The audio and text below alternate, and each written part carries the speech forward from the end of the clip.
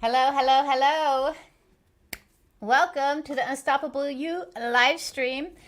This is a monthly event where we get you unstuck so you can reclaim your power and create happy, loving relationships. I'm Amy Shade. I am your host and your moderator. And I'm a certified life coach and also an emotional strategist that gets you unstuck in your life so you can really have the relationship you desire. So today I want to speak again into being unstoppable. And I'm just emphasizing the word being because doing just is not working anymore. It's exhausting us. Our to-do lists are like checking things off and just feeling like you're never done, But being really inspires us, right? Being loving, being supportive, being confident, not just really just going through the emotions. And being unstoppable is really relevant because we as individuals are being asked to be, more loving, more empathetic, more innovative, and creative to us, to our friends, to our families. And right now, we're like teetering on this. We're in this weird axis of like teetering between hope and we're still uncertain, right? So right now, it's really important to really find a way of being resourceful, hopeful, decisive, and accountable to our hopes and our dreams, and to our families, our businesses, and of course, to ourselves.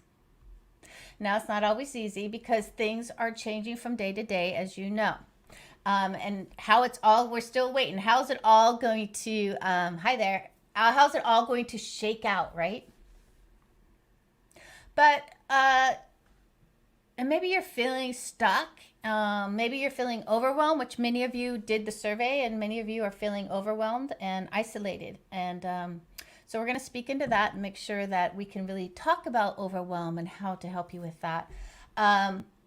And many of us are thinking, like, how are we going to navigate this new world? Because we're not really sure which direction to take. Is our job going to be there? Is the money going to come back? How are we all going to readjust to this new way of being? Because the old way just aren't cutting it anymore. It's not really, most of it, it's like not even workable because you've got the kids at home, you've got your husband at home, your wife at home, your partner at home.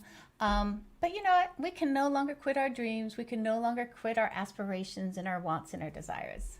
And we at the Unstoppable are here to support you and give you new opportunities and possibilities for your life. So the vision behind this monthly Unstoppable for me was to really create a platform, a live event where you get to find new ways of being. You get to ask the questions that you want.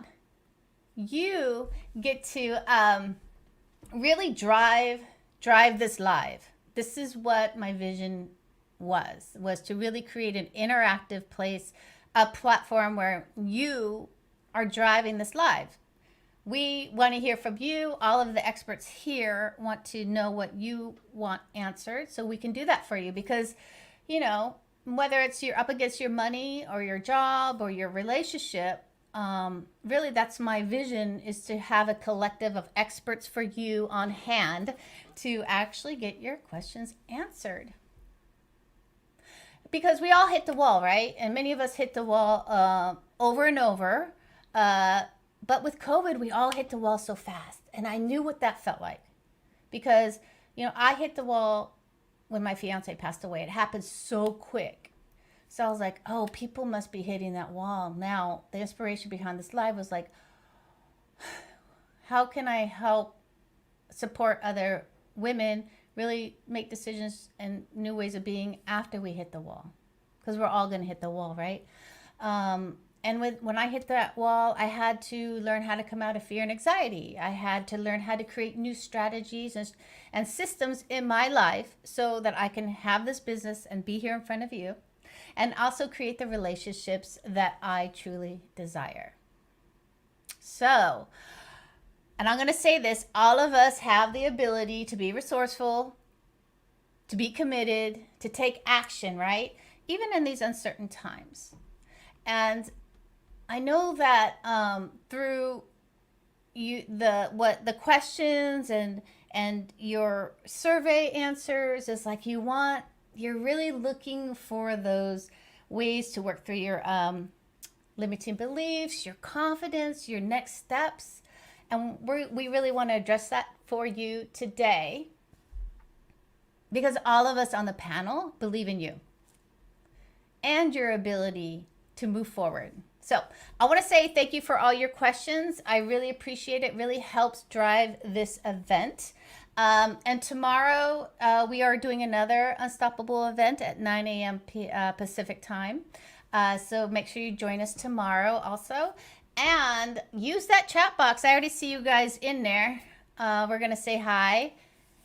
So yes, hello Joanne, Kate, Patty, Zan, Leslie, and I know that's Melissa. Thank you. Use the chat box. And we are here to answer your questions. And also, if you're watching on YouTube, make sure you subscribe to my YouTube channel so we can keep growing this community. And with that, I'm going to introduce you to your experts today. So I'm going to change this format. So here we are. So today we have Amrita Grace. She is an award-winning bestseller author and the co-founder of Sacred Feminine Mystery School. So we're going to talk about sexual healing, which is, we're going to start right off the bat going there, which is always fun. And then Heather, she is a weight loss coach and a certified health coach and national board certified wellness coach, health and wellness coach, and an aspiring minimalist, which is, I'm surprised I said that correctly. And also Kate Walker. She is the founder of Kate Walker Executive Coaching. We're going to talk about making big decisions during challenging times. As we say, we're still in that teetering position. So Kate's going to help us really navigate change, which is also one of the answers to the questions on the survey was like, how do you navigate change? So we're going to go into that. So welcome. We're going to start with Miss Grace. If you can unmute yourself.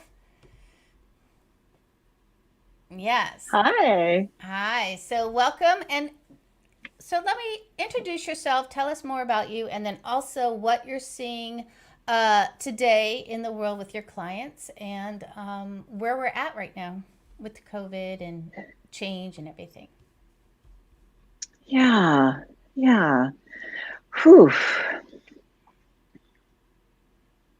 So what I'd love to do is just begin by taking some breaths together if we could.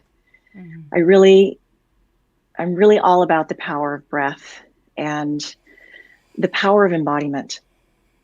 So if you're in a place where you can close your eyes, I invite you to do so and to just take a breath into your body. Nice, slow, deep breath. And really feel that breath dropping into your body. Feel it dropping into your heart. And as you continue to breathe, dropping into your belly. Dropping into your pelvis, your legs. And dropping all the way into your feet. And as you breathe all the way down to your feet, into your body, just feel yourself fully present here right now, letting go of whatever has come before this moment. And as best as you can, just letting go of thinking about what might be next, coming fully present right now. And if you'd like, you can send some roots down into the earth to ground yourself here in this moment and in your body. Continuing to breathe those slow, deep breaths. And as you feel ready, opening your eyes. I want to start by sharing the story of a 17-year-old girl named Kim. Kim was attending a family meeting, the first family meeting that had ever been called at her house. For some reason, they're all standing around the dining room rather than sitting at the table. And Kim's leaning against the doorway that leads into the hall, trying to explain to her mom, her stepdad, and her sister why she wants to go live in another city with friends of the family. She doesn't really know why herself, but she feels like she needs to get out, have a fresh start at a new school. She says, I feel like I'm the black sheep of the family, like I don't fit in. And suddenly it pops out, the secret she's held in for 12 years. She says, I was molested. I was threatened with my life not to tell anyone. So I never did. Shocked silence descends on the room, and everything stands still for a moment. The air is electrified with emotion, and her mom starts to cry. The secret is finally out, and Kim has no idea what will happen next. The family meeting eventually ends, but no help or support is offered to Kim. It's the late 1970s, and sexual abuse is still being kept hidden in secret. No one knows what to do for her. She is on her own. On some level, Kim decides that no one will ever have control over her again.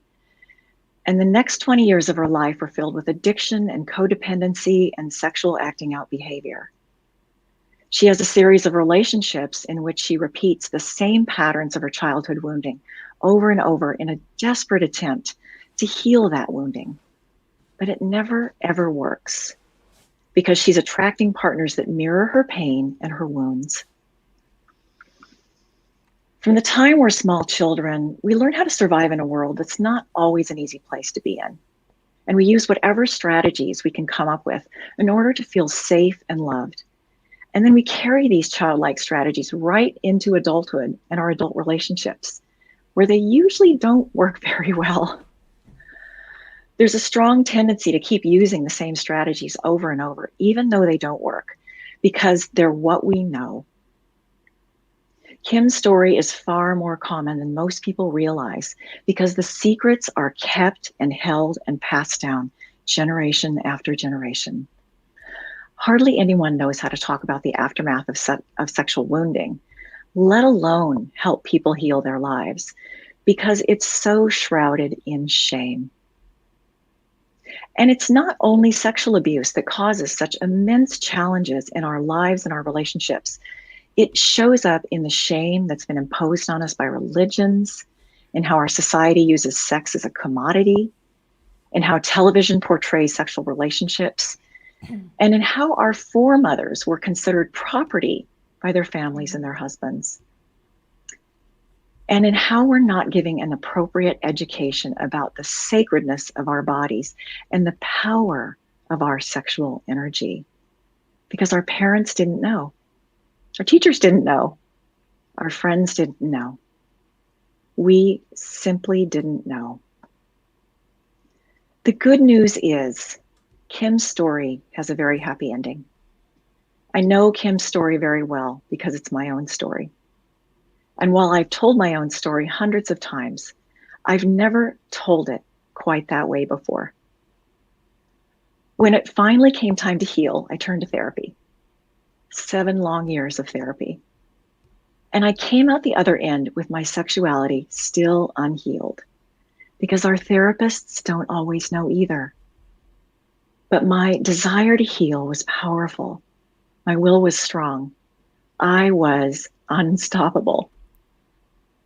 I began to carve out my own alternative healing path. I walked across 1,200-degree hot coals in a series of firewalks. I learned and taught belly dance as a way to move my immense life force energy through my body in a way that felt safe. And I faced my deeper psyche in a women's priestess circle. But it wasn't until I found my way to a school that taught sexual healing that I was able to find true wholeness. As I went through the school's certification training, I saw before me my soul's purpose to help others heal their sexual wounding. Mm-hmm. It didn't happen overnight for me, but in time, I gained full integrity over my sexual energy. After a period of being single by choice, I began to dream up the relationship I wanted, the beyond my wildest dreams relationship, the beloved relationship. And as I healed myself from not only the childhood wounds, but from the adult wounding I had inflicted upon myself over the course of 2 decades, I became the person I wanted to attract. I was comfortable in my own body. I was happy with being single. And I was ready for a relationship, but not necessarily in a hurry. And then he showed up. His name is Apollo, like the sun god. And he was and still is beyond anything I could have dreamed up. And we're just about to celebrate our 10th wedding anniversary. And I still feel immense gratitude every day for this beautiful relationship. Mm. About 5 years into our relationship, we're sitting in a doctor's office. And this is on Maui, where we used to live. And I know what's coming because I've just had a breast cancer biopsy and they won't give me the results over the phone. The doctor is really flustered. And as soon as she delivers the diagnosis of breast cancer, she leaves the room saying she left some papers in her office. Apollo and I look at each other and we laugh. We laugh because we know we've got this. We have the tools, we have the support, we have the love. We have each other. At that moment of that diagnosis, I have no regrets about my life. And I realize that regrets are one of the biggest things that cause fear when a potentially life-threatening diagnosis is delivered. I also realize I have a pretty good idea of why this diagnosis appeared in my life. And I knew I wanted to take this journey with clarity and passion and joy. Mm-hmm. I never acted like a cancer patient, and my friends often forgot that I had cancer. I did some research and I chose the surgery and the type of reconstruction that I wanted, and I called the cancer center to make the appointment myself. And I went from diagnosis to cancer-free in less than 3 months with no chemo or radiation.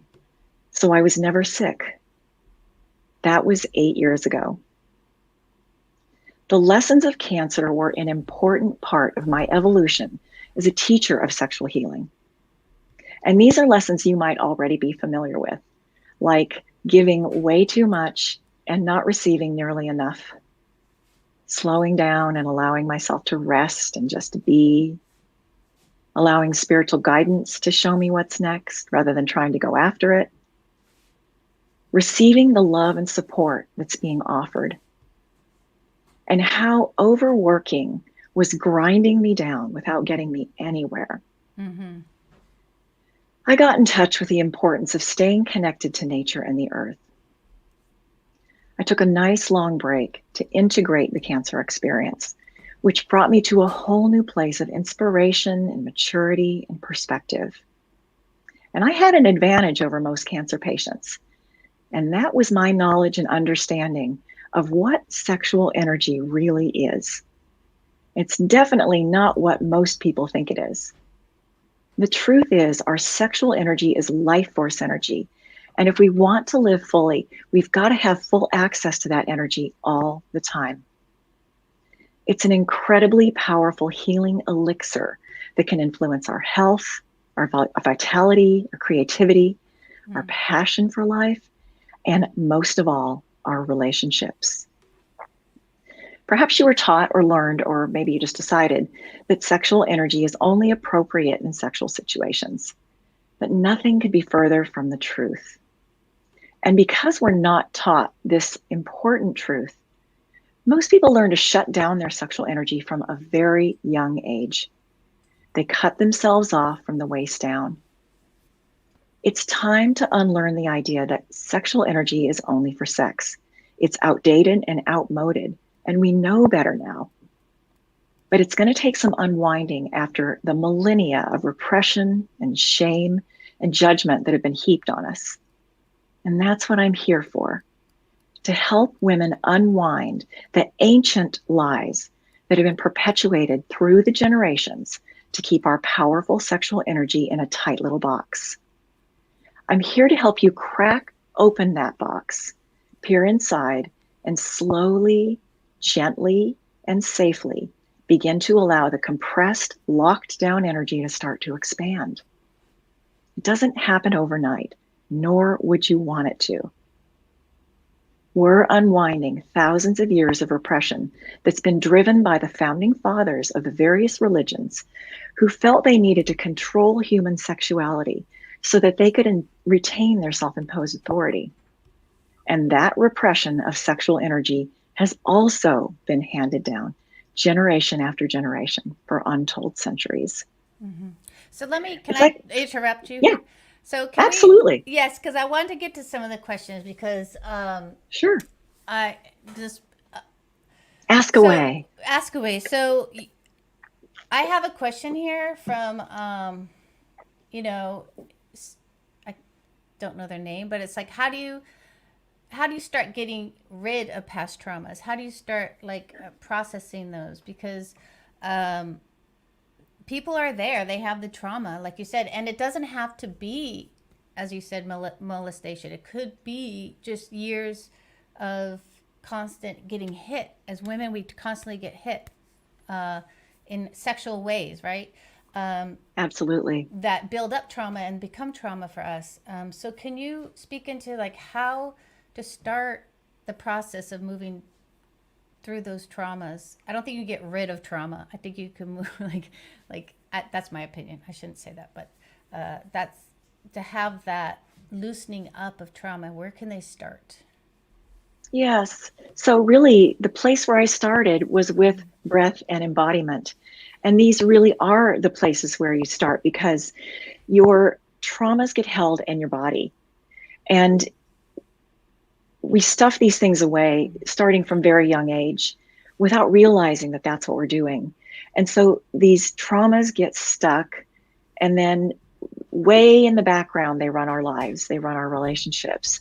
So the way to get started is to get in tune with your body, to breathe yourself into your body, and to take time to notice what's living in your body, what emotions are living there.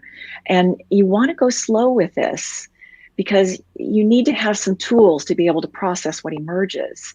Mm-hmm. And as you start getting in touch with things, especially in your pelvic region, the traumas that get stored there around sexuality, it's like you need to be able to let them move and release rather than stuffing them back down. And that helps to use your breath and to actually be with them and expand into them rather than contracting away from them, because it's the contraction that keeps them locked down.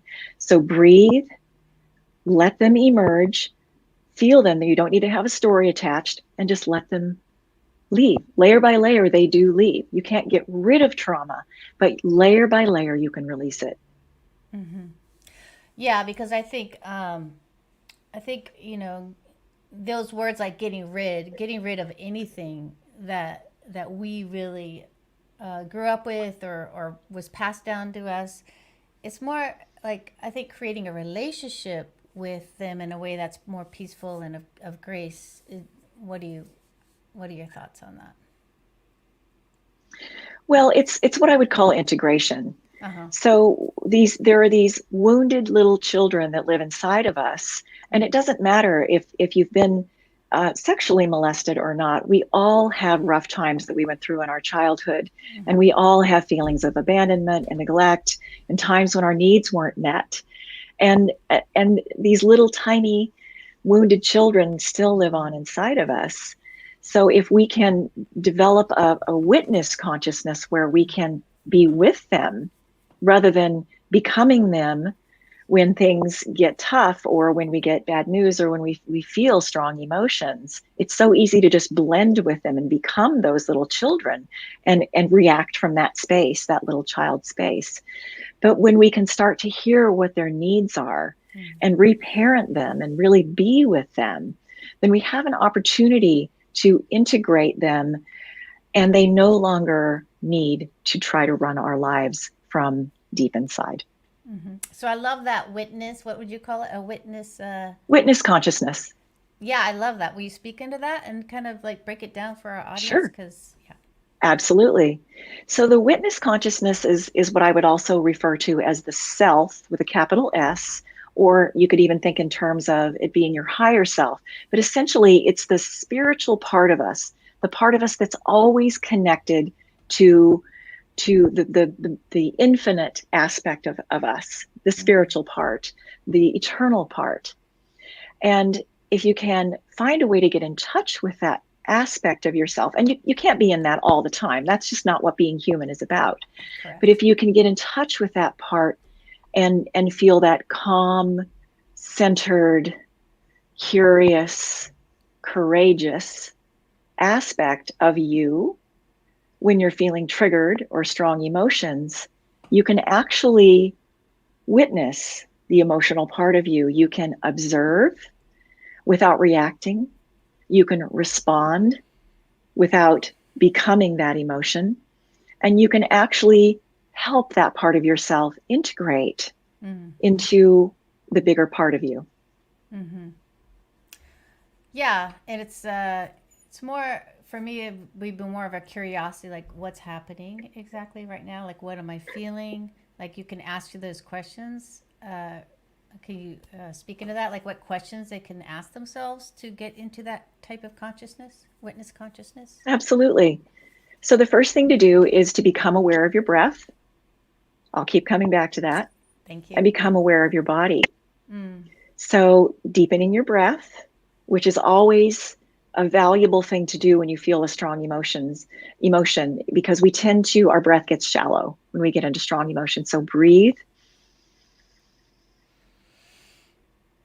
Feel your body. And it's helpful to sometimes close your eyes and then really tune in. Notice what you're feeling. Notice what you're thinking. Notice what you're hearing. And that starts to bring you present in this moment. And it's from that present moment awareness that you can be in the witness consciousness. That present moment awareness is so vital, and your breath will help you get there.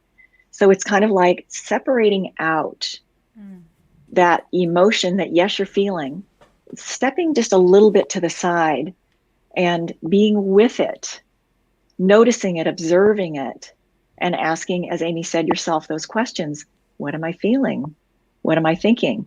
And then notice, well, what part of me is doing the asking? That's your witness. Yeah, that's a beautiful practice, and it's so powerful. You know, it is so powerful. So Rebecca asks like a question. She says, "How does getting rid of differ from release?" Okay, so getting rid of would indicate something like pushing it away, trying to cut it off, like cut it out and make it go away. And it's really just a different approach. The getting rid of is like, I don't want this thing. It's resistance. It's like, I don't want this. I'm going to push it away and make it go. But that doesn't work because it doesn't go. But releasing it's a layer by layer process. As you access and begin to release things that have been stored a little at a time, they don't have to stay stored in your body anymore, in your energy field anymore, and they actually have the opportunity to leave you. Like, I'll give an example here that might be helpful. So as I went through my own healing process, I had to contend with an enormous amount of shame. Shame over how I'd behaved, shame over my childhood, just massive mountains of shame. And so as I began my healing process, that shame was coming up in just waves and waves and memories and thoughts and judgments. But over time, as I allowed that shame to leave layer by layer and be released, it got to a place where, I mean, it even got to a place where there was no story around it anymore. I just would feel shame. But eventually I got so clear of it that now when I feel shame, it's immediate. There's something that's happened that I am out of alignment with my values. And so I need to look at that. So that's an example. Mm-hmm. You hit one of my subjects, which is I love values. Talk about values and how they actually operate, and how maybe we'll get that in the roundtable section. But I think right now what's happening. Oh, we have 5 more minutes. Thank goodness. So tell me about this. I want to know if I can pull in another question. Um, so when someone does go through these scares, and even with COVID, and we hit the wall, or with cancer, or with our traumas, so can you so you're going to go back to breath, which I love, right? So can you also speak into I know we're talking about sex, so how can we use what you know, your expertise in sex, like how can we bring that into some kind of healing mode? Is that making Well, sense? yeah, I mean, I come from my work is sexual healing. Yes. It's not necessarily about like having better sex or Right. relationships, because when you heal your sexuality, you heal your relationships. Mm-hmm. So it's all connected. Any trauma that we face, whether that's COVID, the loss of a job, the loss of a loved one, um, having COVID, actually contracting it, Mm. or losing our job, anything like that, it falls into the same category of sexual wounding. We tend to contract around it. We don't want to feel it. We stuff it. And then it essentially runs our lives from someplace in our bodies, someplace in our energy field. So the trick really with any kind of trauma is to expand and breathe into it, rather than, it's counterintuitive, but it really works, rather than contract around it. Breathe into it, let it open, feel it. And then as you feel it, it's not getting stuffed anymore. It's simple, but powerful. A lot of the tools that I work with are simple, powerful tools, Mm-hmm. and they're deceptively simple, because if you can repeat and continue to work with these pieces, breath, expansion, not stuffing it, being aware of when you're stuffing it and expanding into it, you can work through any kind of trauma that way, piece by piece by piece. Mm-hmm. And as you were saying that, I was thinking, well, also probably like a lot of laughter and joy, just really implementing that into your life, and to really shift your energy. When you're talking about sexual energy, it's not just about sex, Mm, right? right. So yeah, Right. So learning to access that life force yeah. energy that you may have stuffed away because you thought it was only for sex. This Mm-hmm. is really the big key that weaves through everything I've said today, is that you want to be able to get access to that energy and use it as the healing elixir that it is, as the empowerment Mm-hmm. juice that it is, and as the vitality producing. It's magic. It's truly magic, but we just weren't taught how to access it, how to use it, and how to heal ourselves with it. Mm-hmm. So that's the secret. That's the key. Yeah, and all of our energies change when you start speaking about it, right? There is such a shift in energy. You're like, yes, you want to get there. So thank you for that. We're going to, I know you have a gift for our audience, and you want to I speak do. about that, and I'll put it in the chat box for you, the link, so everyone Yeah. can go ahead and Yeah. get your free video series, which I'm excited about. Absolutely. So I was just talking about, you need to be able to access that life force energy. The 3 video series that I'm offering gives you an opportunity to start doing just that. And it's called Ignite Your Sacred Feminine Fire. So Mm. it's a fun 3 video series that starts very slowly and simply, helping you access your life force energy and bring it up where you can use it and do good with it.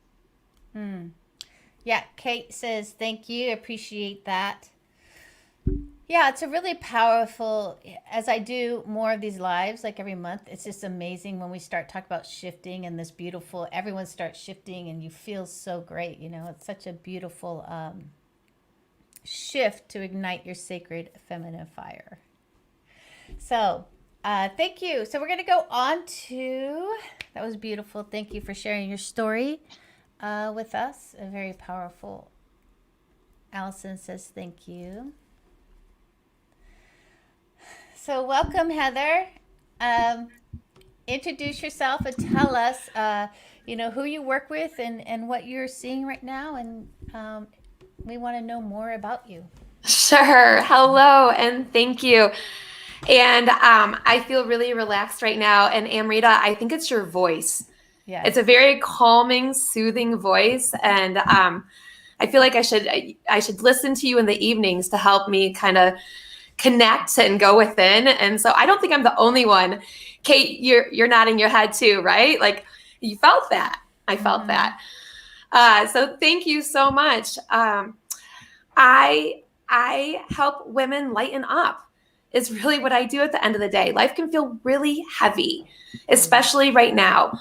The pandemic, politics, you name it. There's a lot going on. And so I help women address their clutter and their weight. And so usually it's not just the physical weight that we're dealing with, it's the mental and it's the emotional weight as well. And usually that mental and emotional weight is so much heavier than the physical weight that we're carrying. And so I say I'm an aspiring minimalist. And I'm aspiring, ladies, because really, truly, I was born a maximalist. And I was born with something called FOMO. Does anybody know what that is? You've all heard of that, yeah? Fear of missing out. Like that was my middle name, okay? Heather FOMO Artema. And I wanted to, I'm joking there, but really I'm not. I wanted to be involved in everything. I wanted to eat everything. I wanted to drink everything. I could never be filled up. And I had that as part of my story for a long time. I'm in my mid 40s. And it wasn't until I left the corporate world and I had a really great 20-year corporate tenure where I got to travel the world. I had the best cube in the row, meaning that I had all the sunlight. For those of you who haven't been in corporate, if you get the sunlight, you get lucky. And I had a great title. I was a VP. I made a great salary, but I was feeling empty. So here's this person with FOMO who always wants more. And I found my meaning through things and through doing things and through a calendar that was really, really full. And I was feeling really empty.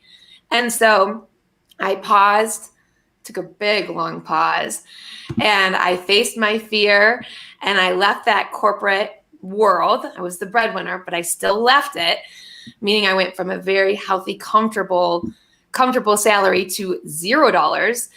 And I dove into my passion. And when I did that, I found so much meaning. The work I was doing filled me with just so much passion and happiness.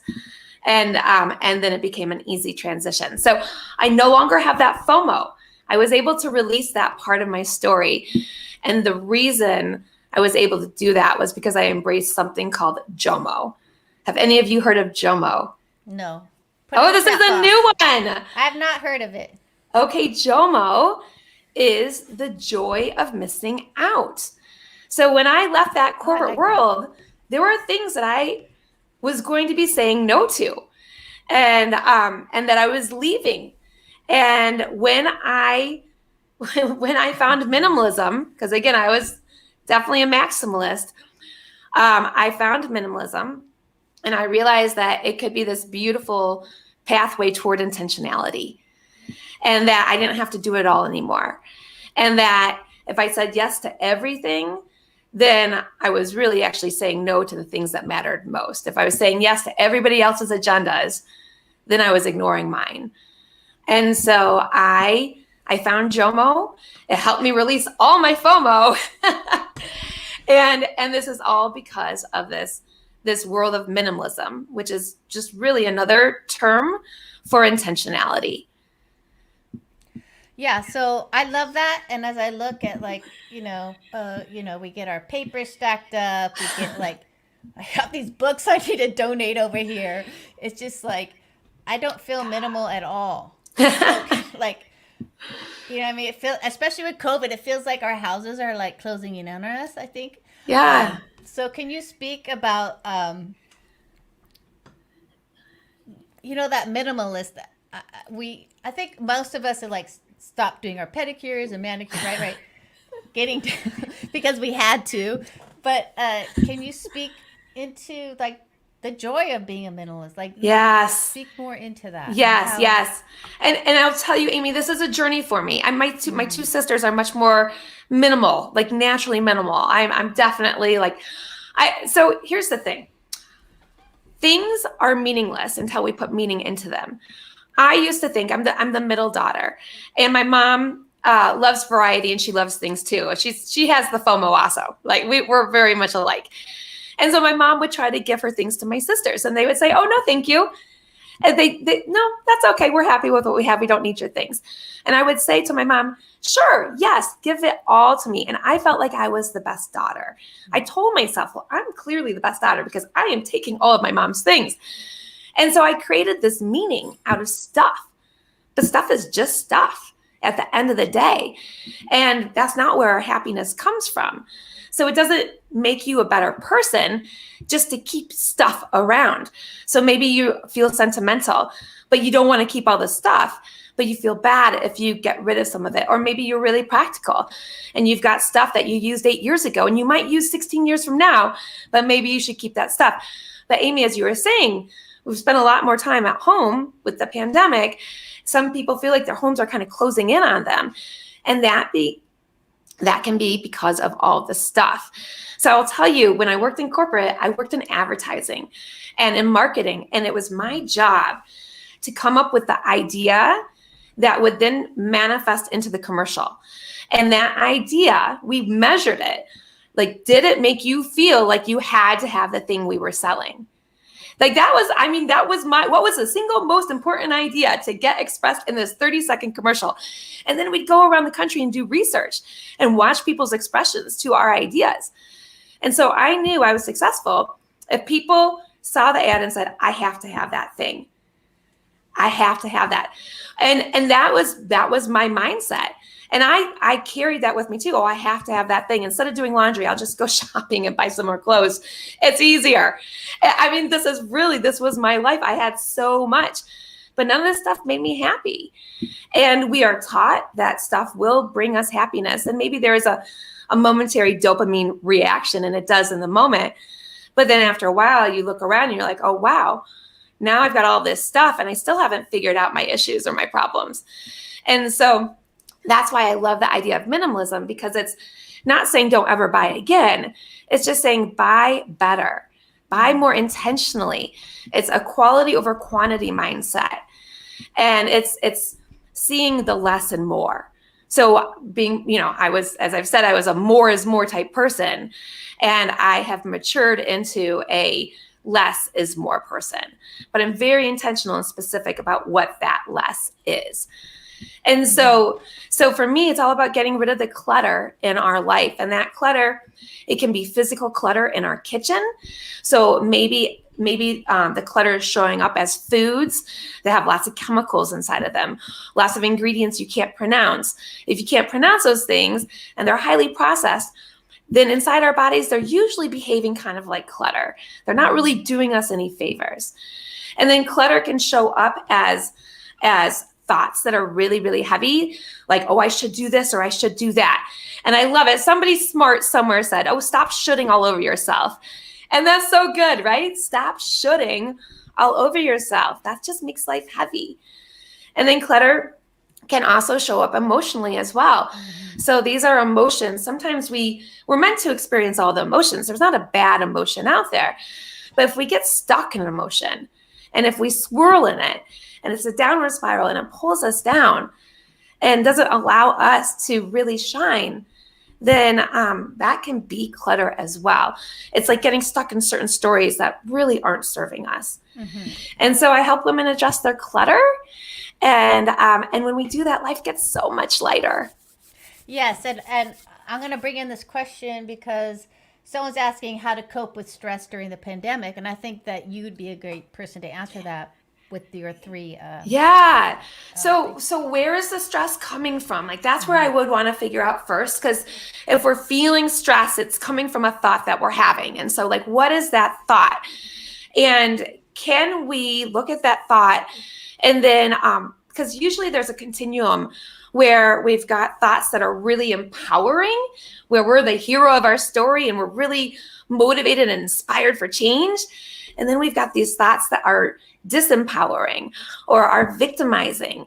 And we've all been there. So I don't want anybody to think, oh no, Heather's calling me a victim. That's not it at all. And I have certainly had my fair share of victim type thoughts, for sure. I mean, that's a journey that we're all on. But I would start by saying, okay, where is this heaviness coming from? It's usually coming from a thought that life should be different in some way.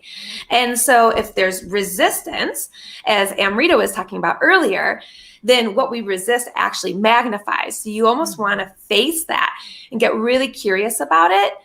And if you get really curious, if you face that fear with fascination, then all of a sudden you're going to see inroads in how to make life feel lighter and that stress usually can dissipate. So that's a really great question. I will tell you briefly, I go back to the clutter. Physical clutter can actually cause a physiological response in the body. So there was some research done in California. It was ethnographic research, meaning that the researchers, they actually spent a good amount of time in these people's homes, asking them questions, and then they were taking saliva samples at the same time and looking at cortisol levels, which is our stress hormone. And when women talked about their homes and said things like, my home's not finished or it's full of clutter, their stress was going through the roof. And when women talked about their homes like, oh, my home is calm and it's serene, the cortisol was like flatline. So there is this physiological response. So sometimes if it feels scary to go inside and to really feel like, where is this coming from? What thought is it coming from? A little pick-me-up is to look at an area of your home, spend 8. Did we lose her? Oh, there you all are. There you are. Okay, everybody disappeared for a second. You froze. I disappear? Okay, so here's the thing. So just spend 7 or 8 minutes cleaning up, picking up, throwing things away. And it can give you just this feeling of energy and hope. And so and it also gives you a feeling of control. And so if you go ahead and clean an area up first, and you feel that extra energy, that might give you the courage to go within to figure out what is some of the heavier stuff that you're really not wanting to face. But if you did face, life would get lighter. Yeah, because if you're under stress already and then you think about doing something big, forget about it. Yes. It defeats the purpose. Yeah. We're like, how can we get you to get some quick wins? Easy, quick wins. Yeah. To start boosting. Exactly. Sometimes people it's the whole idea. How do you eat an elephant? It's one bite at a time, right? Just one bite at a time. And it gets easier and easier. And so I have this brief 5-step process on how to really tune in. And if there's time, I'll dive into it right now. Amy, is there time to about 3 minutes? Yeah, no, more than that. Do we have? Okay. Yeah. So I have fun with words. I call myself a word whittler. Just like my husband likes to whittle wood, I like to whittle words. And it's, it's kind of my dork side, I guess, but it's just fun for me. And so what I recommend is pausing and tuning in. If you want life to feel lighter, if you want to release some of the heaviness, and also acknowledging that life is 50-50. It's always going to be half good, half bad, half sunshine, half shadow. But if you want to have more of a say in things, my first L is listen. Like tune in. carve out some space, some time away from all the distractions, and ask yourself, what do you really want? How do you want to show up in life? Who do you need to become for this to happen? Or who is it that you need to pull out that's deep, deep within you that's already there? And ask yourself the basics. How do you want to sleep? How do you want to take care of yourself? How do you want to eat? How do you want to love? How do you want to spend your time? How do you want to spend your money? These are basics that deserve time and attention. So that first step is listen. And then the next step up the ladder is to let go. Because anytime we set a goal, immediately what our little sneaky subconscious does is tell us all the reasons why it's not possible and why, oh, well, that won't happen because of this, and that. And if it stays quiet, then we're stuck forever. But if we actually acknowledge it, like, oh my gosh, here are all the things, and if we vocalize those things, and then if we ask ourselves, like, are these things really, really true? Byron Katie's got 4 powerful questions. Is this that true? Is that absolutely true? Would my life be better without it? And so forth. So ask yourself those questions and then let go of these stories that we've been holding on to that aren't serving us, that really aren't true at the end of the day. And let go of all the reasons for why you won't be able to succeed. Somebody said there are reasons or there are results. And they're both neutral. It just depends on what you really want. So after you let go of some of this heaviness, then it's time to really learn. And that's where the deciding turns to doing. And so you experiment. You try some new things. Maybe you eat some different foods. Maybe you get more sleep. And you ask yourself, am I feeling FOMO? And if so, how am I flipping that to JOMO? And do I like how this feels? If I don't like how this feels, then you get to whittle a little bit. And it's just one beautiful experiment. And there, just 2 more steps. You go to love. And sometimes we find it hard to love ourselves. So if we can't love ourselves, can we love the effort that we're giving towards ourselves, towards our goals? Can we focus on that first? And then the last step is all about liberation, because it feels really, really good to listen, to let go, to learn, to love. It just is so freeing. And so that's really how I help people live much lighter. Mm-hmm. And I know from these monthly lives that many people are uncertain. They don't even know where to start. They don't maybe even know what they want. So I always say, write down what you don't want. Yeah. Right? Start there. Yeah. And then can you speak into that? Oh, I love that. Exactly. Like, start where you're comfortable. We practice. It's part of our biology, looking for the negative. It's not anything negative about us. It's just normal for human beings. Been doing that for eons and eons. And so if it feels more natural and less risky to outline what you don't want, start there. I think that's a great idea, Amy. But also, I'd get really, really curious if you're saying, well, I don't know what I want. Sometimes we indulge in confusion. We indulge in indecision. And that's another form of clutter, not making decisions or deciding, why. If sometimes we think, well, if I don't have a point of view, well, then I can't be disappointed, or I can't get in trouble, and it's a form of protection. And so get really curious about that. So often we've been told indirectly that we can't have a voice as women, or we shouldn't have a voice, or that we shouldn't shine our light too bright. And so get curious about that and allow yourself to have that, to say, you know what, maybe this idea of I don't know is really somebody else's story, and it's no longer going to be my story. Because I do believe deep, deep down, if we ask ourselves and if we give ourselves a safe space to do so, we know what we want. Mm-hmm. We want to be happy. We want to feel light. We want to love. I mean, we as humans are drawn to complication. And I guess that's another reason why minimalism spoke to me, because it's the path of simplicity. And I want to speak into that because, when you shift that being into happy, light, and love, right? Then you can actually see possibilities. Right? Yes. That's the deal. It's like if you're in negativity and you can't see the possibilities for your life, right? Right. And that just feels so heavy, right? When you're swirling in that negativity, or that this person did this to me, and it just pulls us all down. We just need to listen to Amrita's voice at that point to lift us up, right? And just pause and breathe and find just a place of calm Yeah.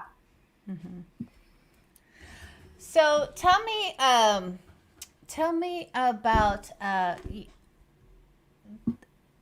how health is really you're seeing this is played out in the pandemic, and how with our health and like what's going on.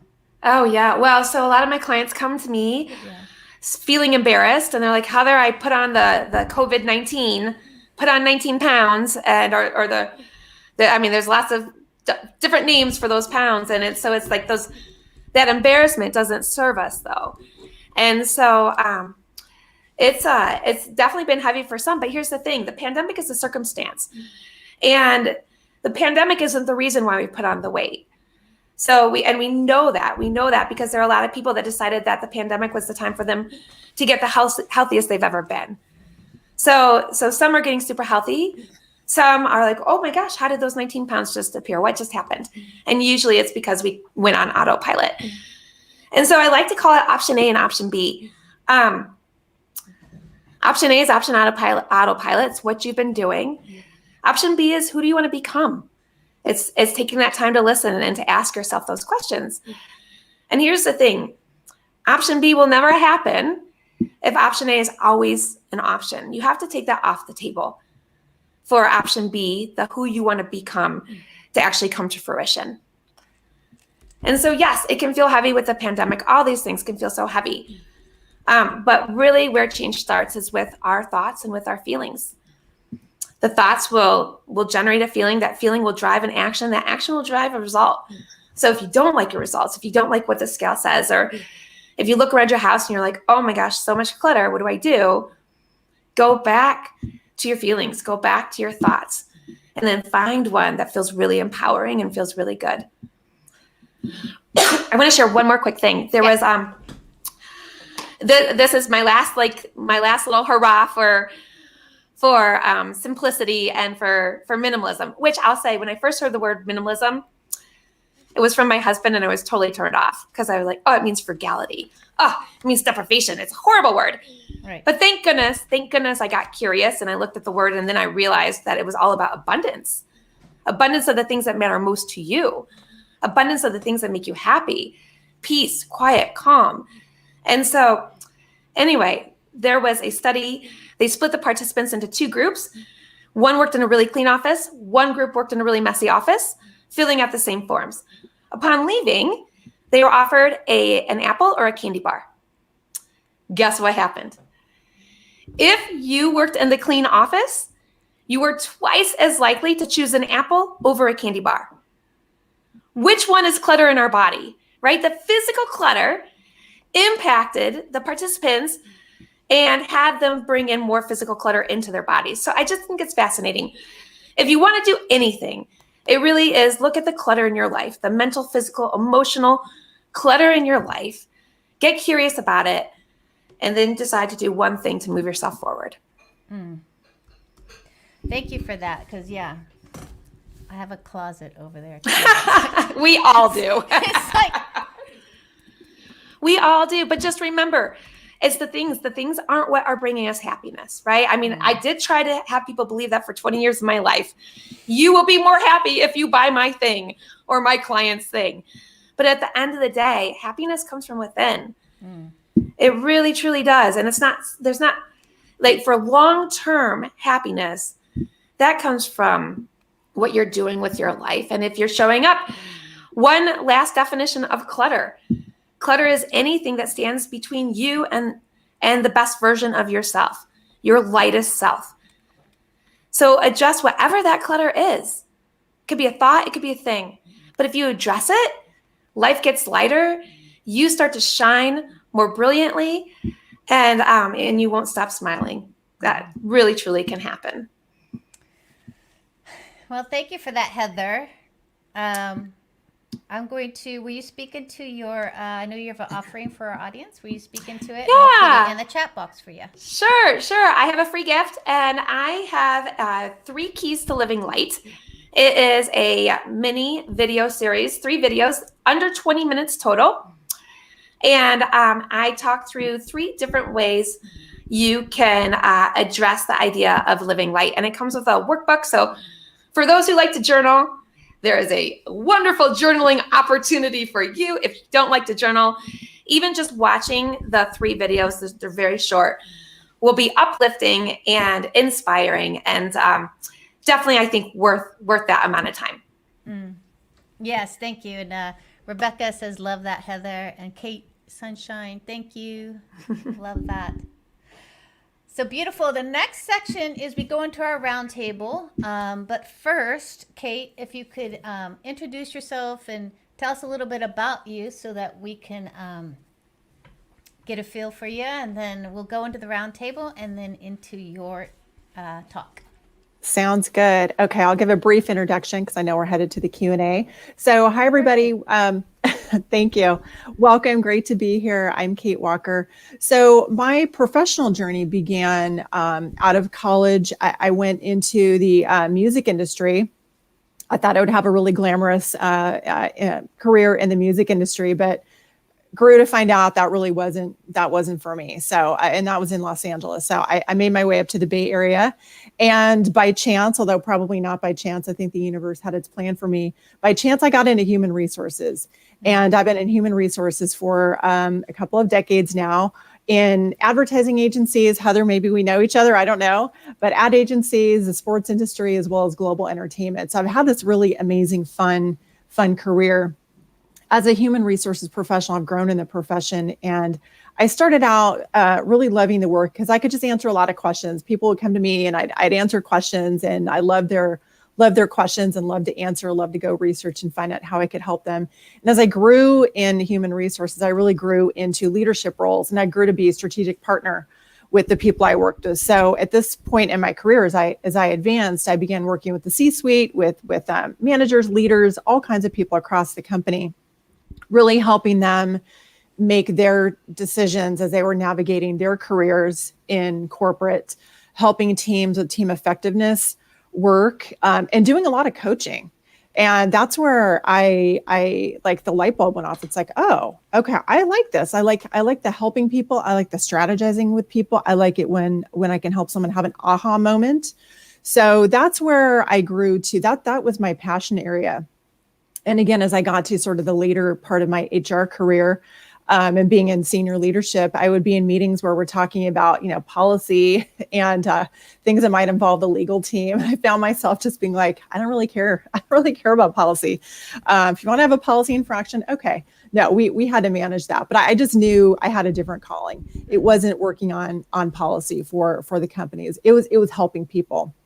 It was partnering with them. It was inspiring them, empowering them to go and do the things that they needed to do or that they wanted to do. So with that, in my later HR years, I did start my own company, which was a side hustle at one point.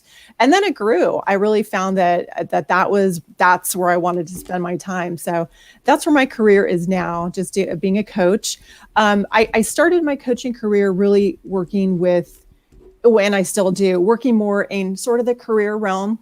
Mm-hmm. Career coaching, leadership coaching, that sort of thing. But then as I kept going, I really had to make a realization, like, you know what, I'm really, when I'm working with people, I'm really working with like empowerment and transformation and those different things. So I do have my company name is Kate Walker Executive Coaching, but really I feel like today I'm more about helping people find their inner strength to go do what they want to do. So that's sort of, I coach in a lot of different areas, but it's really, that's kind of at the core of what I love to do, is helping empower people, particularly women. Mm-hmm. Yes, thank you. I love leadership. I love that inner leadership. So we can dive into that. That's like an empowerment, that inner leadership. Yes, I'll talk more about that. Yeah. So, okay, so we're going to go into the round table, and I'm going to popcorn questions in. And if anyone out there has a question, put it in the chat box. I know I have some submitted questions, and then I have my own ideas. So, okay. So I want to popcorn this question in because the other day I did a workshop, and I want to talk about vision. Everyone's really big on making these big visions. So I asked my audience, I said, what's the deal with the vision? Do you believe it? Does it work? Have you tried it? And some were no, I've never done it. Some are like, I'm so over it. I can't even get to my vision, right? So let's talk a little bit about vision and how it pertains to either your life or in your coaching or your client's life, like, and how can it actually work? Because many people feel they don't even know where to start. When I was talking about many people are uncertain for them to go to this big vision over here. It's like, what are you talking about? I'm not even sure where I am today. So who wants to jump in and talk about vision, how it's effective, or ways that you use it, or is it not effective? Like, just tell me your thoughts about that. I would be happy to throw something in about that. Sure. This feels really relevant because I've actually been working on this myself and investigating what is it? Like, what is this vision thing? Because I was given a global vision to bring my work to the world, and I'm like, well, how do I do that? But as I really have been working on more of a personal level with vision, what I'm finding is it's not always so easy to know what we want. And even myself, it's like, okay, if money was no object, blah, blah, blah, what would I really want? And I haven't found it that easy to determine that. So that seems to be the tricky part for me. The global vision, the bringing my work to the world, I mean, that is soul driven. I can't not do that. And it's just one step at a time. But I think getting clear about what we want is the absolute first step towards having a vision, creating a vision, and having it manifest. Mm-hmm. Yeah, thank you for that. Who wants to jump in? Heather? I'll jump in. So I have two boys. They're 9 and 10. And what we do is a Thanksgiving tradition now. We live in Colorado, and our family lives kind of all over. But so we do Thanksgiving, just the four of us. And there's lots of football. I've got some very sporty boys. Mm-hmm. But before football, we do family vision boards. And it's something we do every single year. And we bring out the magazines, and we bring out like the fun markers, and we do a family vision board, and then we do individual ones. And usually with my boys, like, there are pictures of cheetahs and wild animals and lots of nature scenes, which is actually, that's one of our family core values, is getting out in nature and camping and mountain biking together. And so we do these vision boards, and sometimes I find it's a little bit, it's helpful if there are some, if there's like a construct that you're working within. And so in the functional medicine world, I'm a functional medicine coach. There are these 5 areas that are, there's a lot outside of our control, but these areas are within our control. So it's, how do I want to eat? How do I want to sleep? How do I want to love? Those types of things. And so we find pictures for each one of those. Like, what are the foods we want to eat as a family? How do we ask ourselves those questions, and then we find images for those things. And if we can't find the images, my kids draw the pictures then.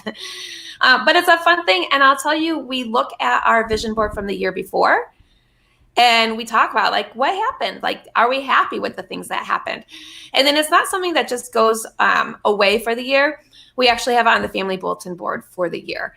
And then we swap that out the new year. Now, when they're like 14 and 15, this might not be as easy for me to do, or maybe they'll be sold in on it. And because they are learning that visioning can be such a powerful part of our life. It's such a gift, I think. Thank you.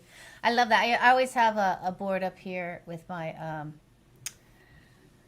just things for the show, right? My vision for the show and who's where. And so that is really helpful. Otherwise, life goes by, you forget. It's a beautiful way to slow down and to find some meaning, and to just say, you know what, I'm going to pause right now and just relish the present moment. Mm-hmm. Or feel the pressure of, like, oh my God, that spot is I got to get to my vision to get that spot there filled. Thank you for that, Heather. Okay, Kate. Tell me about what's your thoughts on vision? Yeah, great. Such a great question. I think, first of all, I think vision can be a little bit of a loaded term where people feel the pressure for, oh my God, what is my vision? and you read magazine articles, I've got to find my vision, or people who can't find their vision. There's a lot of pressure around it. So I think more and more that really vision just comes down to, and this is something I'll talk about a little bit later, but it's also following your intuition, like your gut. Like, what is your gut telling you? What is your like North Star inside your body? What is it telling you? Can you hear it? And if you can get in tune with it, can you make some notes about it? And if you can take it to the next level and do vision boards, I think that's incredible. I think that's powerful to actually see what it is. But I think to get to vision, first of all, take the pressure off. It's okay if you can't like nail it, identify it, get your vision board right away. I just say try to go inside, try to get quiet, and try to hear those different inner knowings for what you might be looking for, what might be important for you. Mm-hmm.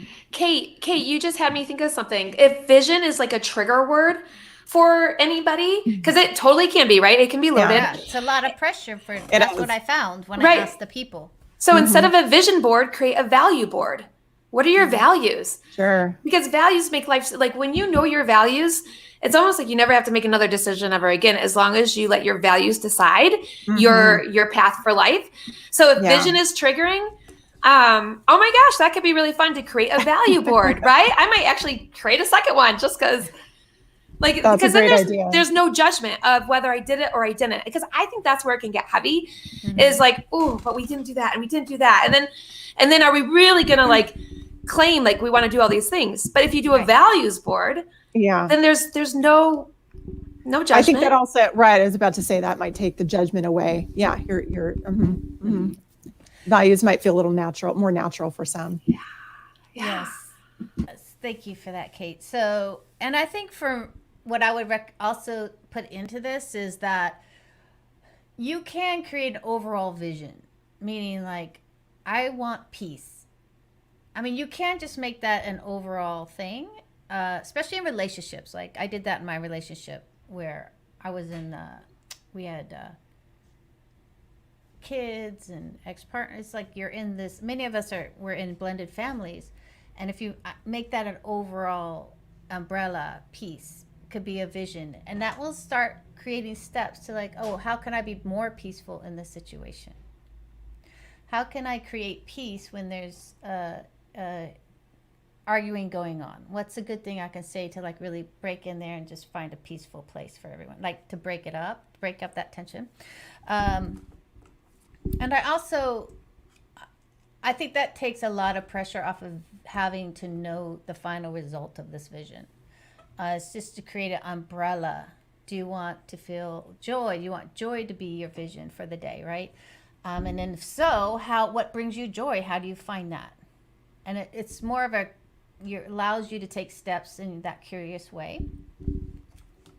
So that idea of being, which I was talking about in the very opening, the idea of being is really, how can I be peaceful today? If that's going to be my overall vision for the day, how can I start in that? And I'm right. It's like you want to start with breath, usually with peace, right? How can I really breathe through and like take that witnessing conscious and like, is this a peaceful moment? Will this bring peace to my life? But yeah, I appreciate everything you say, because as I said, when I asked everyone, everyone's like, oh God, vision again. Right. So, but vision is important. I think a vision is a beautiful thing. If I didn't have this vision to be here, or even Apple products or whatever it is, your family, your life, everything starts with an idea. Right. Thank you for that. So I'm gonna ask another question, which so let's talk about coaching. Like, what is it to you? Like, what does it look like? Just because, as I was thinking about this, we all have our own way of doing things and being, and many people don't really always know. Like, I had a client and I was like, were you going to talk? I'm like, no, this is your session. So let's talk about what it looks like, just to throw it out there. Who wants to start? I can start us off. Kate. Yes. So coaching, I think coaching comes in so many shapes and sizes. There are so many different kinds of coach, so many different styles of coaches, so many different coaching schools out there and all that. And I'm a coach. I've also had coaches, and I've also been able to learn different styles. And I think coaching, yeah, it's sort of a symbiotic relationship. But yes, to your point, Amy, you do want the client to lead the conversation. What is on their mind? What are they looking to achieve? What are they looking to solve for or discuss? So I think it's really them leading, and as a coach, the coach holding that space for that conversation and being able to ask those powerful questions where a client might say, "Oh, I never thought of it that way," or "Oh, let me think and get back to you next week. I need to go think on that." So it's that dance of having a powerful conversation. I will say, just in having coaches, I think there are also coaches out there that have more of like that Socratic method. Like, what do you think? And what do you think? And what do you think? I'm like, well, what do you think? You're my coach. Can you give me like a nugget, some type of nugget to kind of chew on? So I do think as a coach, we want to ask powerful questions, but I also think our clients are looking for some feedback, some guidance, some strategy planning. So I think there's it's a balance. Mm-hmm. And I'm going to talk to you about that with like businesses, because starting businesses and all that, and how that all goes into helps people, how coaching helps with that. Who wants to jump in? Like, what's their process? What do they tell us about? Because people still, I'm just curious, actually. So when I left corporate, I was very fortunate because my parents were really supportive. They knew the work I was doing in corporate was meaningful, but it had lost its meaning for me. I was no longer fulfilled. And I think as a parent, you look at your children and you want them to be fulfilled. And so I was so fortunate that they really were extremely emotionally supportive during this huge pivot in my life. But one question my dad did ask me, because he didn't understand the difference between a consultant and a coach. And he said, well, Heather, aren't you going to get bored telling everybody the same thing? Like, you're just going to have the same conversation over and over and over. And I'll tell you, at that moment, I really didn't understand the difference between a consultant and a coach either. But I knew I was so drawn to this field, and that I had to try it out. So thankfully, today, I do understand the difference.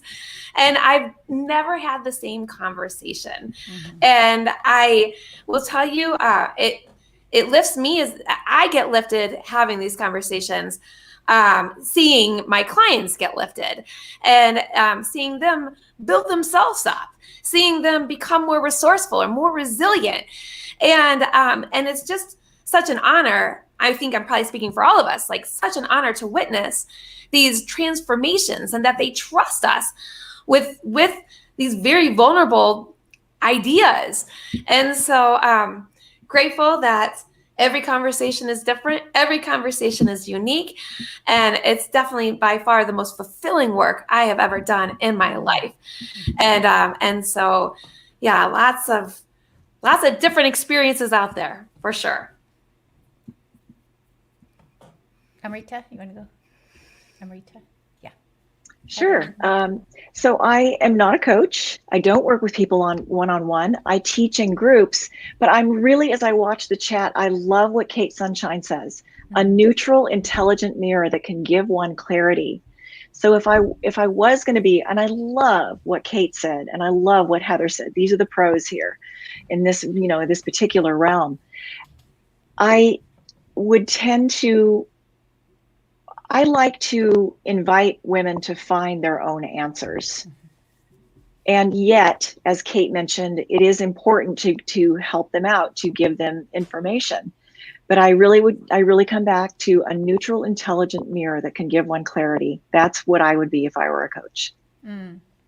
Yes, thank you for that, Kate and Amrita. Yeah, so that's true. It's like it's such a beautiful experience, and you as being in a client, it's like you get that accountability and you get that support of someone being actually on your side. Because sometimes, we will challenge you for sure, but the challenge is always for you to really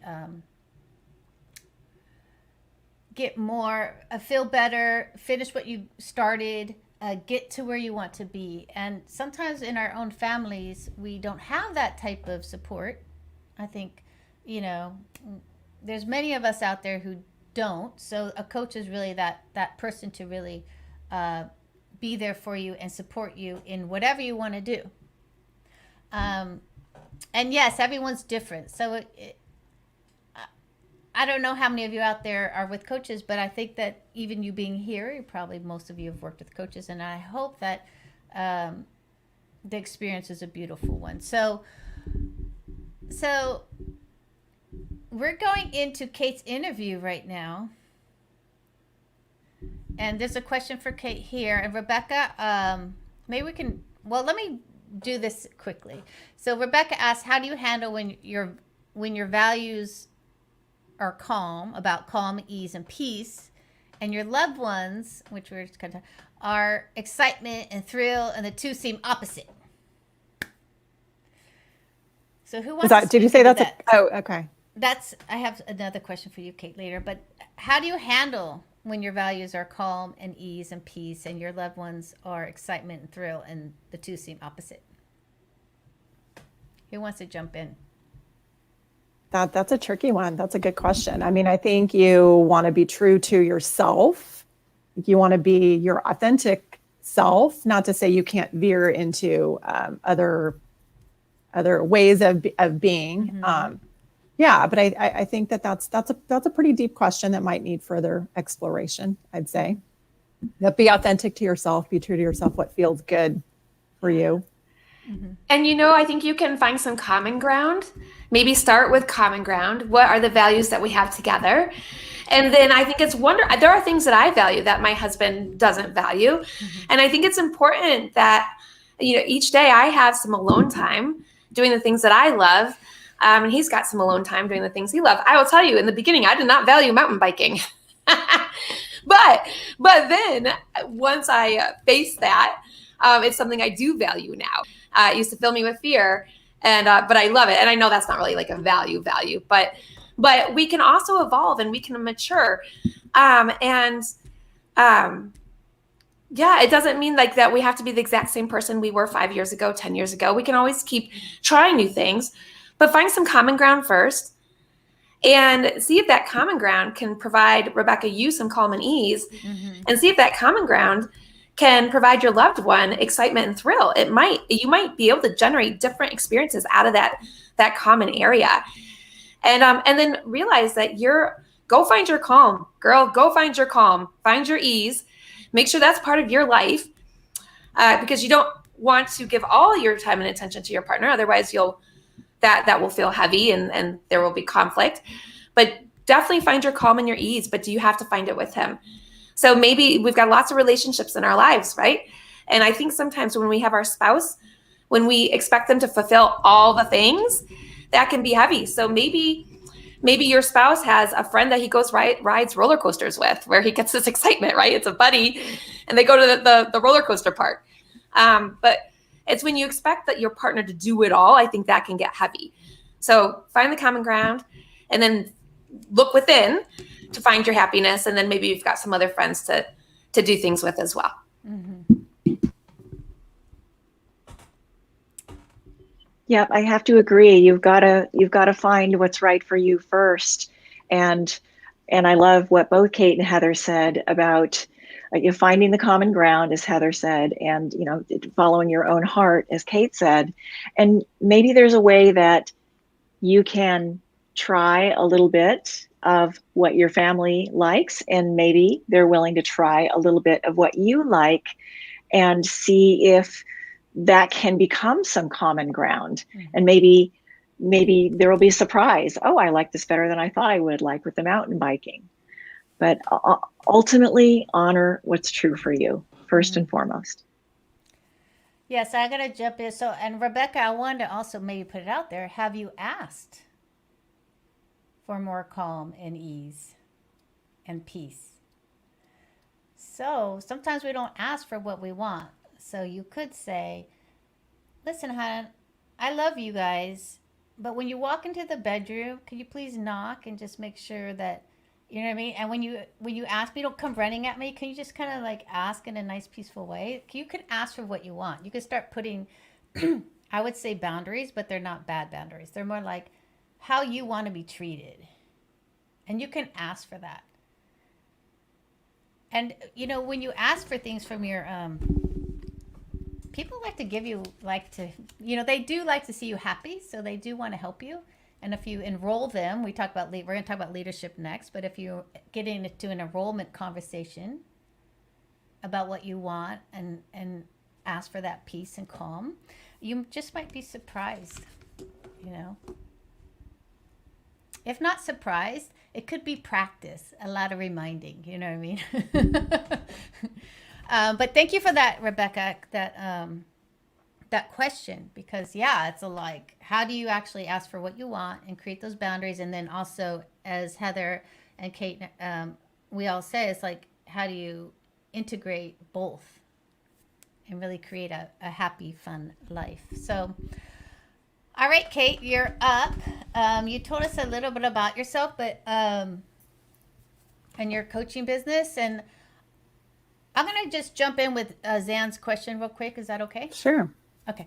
And it's a question for Kate. How do you know if it's intuition and not just noise from chaos of one's thoughts? So how do you know the difference between intuition and thoughts? Yeah, that's a great question. I think a lot of people probably have that same question. And that's something I was going to talk about too in my chat here today. I mean, I think intuition, it really is that gut feeling, that inner knowing, that nudge, that, you know, the nudge can be anything from, gosh, I really want to apply for that job. There's something that like, it's a little spark, or, you know what, gosh, this friendship isn't like, there's something about this friendship that's not working for me. It's like that, it's that, And then I think, you know, on the flip side, there's also ego, which we're all, you know, wrestling with our ego every day, which is, you know, the judging and the thinking and the manic voice. So I think the intuition, and it's hard to really like analyze it specifically because it is intuitive. It's a feeling. So I think just trying to get in touch with that feeling, like what is my gut trying to tell me here? What is it? What is it? Yeah, I think a lot of us has thought, like I think to myself, Amy, don't carry all those plates at once. There's a thought. Yes. But then I That's do intuition. it anyway. I do it anyway. And then it falls, right? So that little voice, like that's right. Yes. That's it. Could start as easy as that. So I know you're going to talk about making good decisions during challenging times. Yeah. And you do have 3 key steps. And so do you want to go into that? Sure. Yeah. Happy to. And it's interesting. I think a lot of what I'm about to share, the other panelists have talked about too. So it sounds like we have some similar sort of thematic things today, which is great. I mean, first, before I start, happy Women's History Month. Just want to say that to everybody. And we had International Women's History Month this week. So wanted to acknowledge that. So I think that when we're making big decisions, there's a couple different ways to look at it. And I was also thinking a lot about like empowerment. When you're going to be making decisions, you might be coming from a place of empowerment. And when you think of empowerment, you might be thinking power, something big, something like, you know, lightning bolts. And I wanted to sort of break down empowerment into maybe 2 sort of dimensions, if you will. And empowerment to me, as I've thought about it, comes in sort of like season of the sun, bright, bold. And then on the other side, there's sort of season of the moon, like the lunar season. So you've got the bright shining, and then you've got sort of lunar. And when you're thinking about season of the sun for empowerment, that's when you're making decisions, you're in transformation, you're in change, you're doing, you're growing, you're developing. It's more, I would also call it like sort of those masculine energies, not gender, but just more of those masculine energies of doing. And I think there's definitely a season for that type of energy. And then on the flip side, sort of season of the moon, or more of a lunar approach, that's more again, and maybe tuning into that intuition. It's getting quiet. It's being in a place of contemplation, maybe, and reflection, and maybe gratitude, and just getting quiet and having peace. I took some notes from the other two panelist presentations. Getting into your breath was one that came to mind. That's sort of in the lunar area.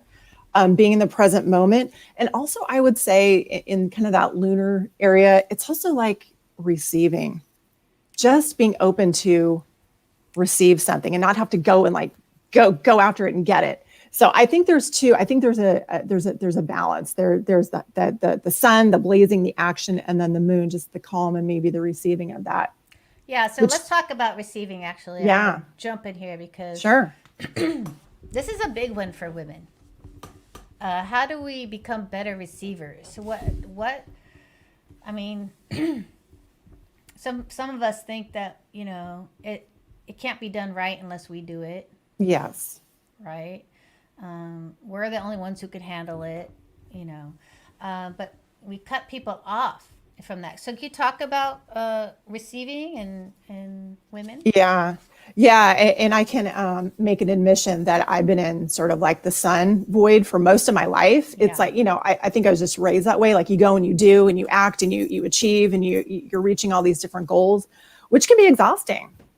And it also can affect your physical health or just your health in general when you're just like on all the time. So I think for me, like the other season has been something I've been learning about more lately. And I would say even just the last couple of years where it's like, I don't have to push and grind. I can sit back and receive. And that's something that's even a little bit challenging for me.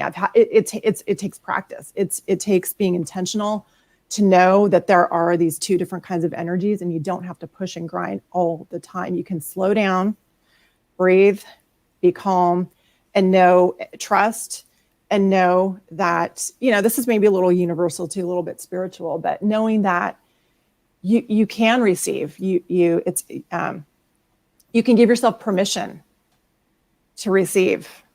So it is, for me, it's been a little more of an intentional practice. Yes, because I think it is also coming from a corporate background. I'm sure it's like I've never been in the corporate world, but I do know when women speak and talk, I'm like, oh, I bet they've been in corporate world. You guys are like, you know what I mean? It's like practice. And I'm like, I want some of that too, right? So I want to take on, but so tell me that transition is as leaders. Let's talk about leadership in your inner leadership and using those, how those two different, the sun and the lunar actually look like. Yeah. Great question. And that leads me to sort of a little bit of a framework for decision making, as I've again thought about these different angles of empowerment. And I think the first sort of pillar of making big decisions and being your own self leader is for starting with that intuition. What is your body? What is your mind? What do you want to do? Is it, I want to apply for that job. I want to get into that. I want to be friends with that person. I want to get out of that relationship. I want to, whatever it is. What's your body telling you? So taking time, intentional time to tune into that inner voice. And that really is kind of the anchor, I think, for any decision making. It's like, what is my gut telling me? What feels right for me? And the second part of the framework would really be once you have that inner nudge, it's like, maybe I want to apply for that job or whatever it is. Then I think you would then go into a little bit more of that sort of solar power where you are going into research, where it's like, okay, I want to apply for that job. Let me go and let me go research. Let me go find the job description. Let me go talk to some people who maybe work in the same role. Let me go find out how much this role pays or whatever it is, whatever you really want to research to really start to inform that nudge to go and apply for the job, researching, Googling, all those different things. Then I think the next step would be, or maybe not step, but next option could be going into sort of your analysis. And this is, I think, where a lot of people get stuck. Let me write the pros and cons list over and over and over. Let me analyze this, which is important to do. You definitely want to weigh your pros and cons. And there are a lot of different tools when it comes to analysis. There are different tools like a stop, start, continue methodology that you could use. Like, if I want to do this decision, what do I need to stop doing? What do I need to start doing? Which I continue doing? Or going from to, I want to go from this job I'm at now to this new job. What's in the middle? What do I need to kind of navigate to get over there? So I think you do those different action steps as sort of solar powered steps. And then I think you link back to intuition. It's like, okay, I've done the research, I've done my analysis. What is my gut telling me?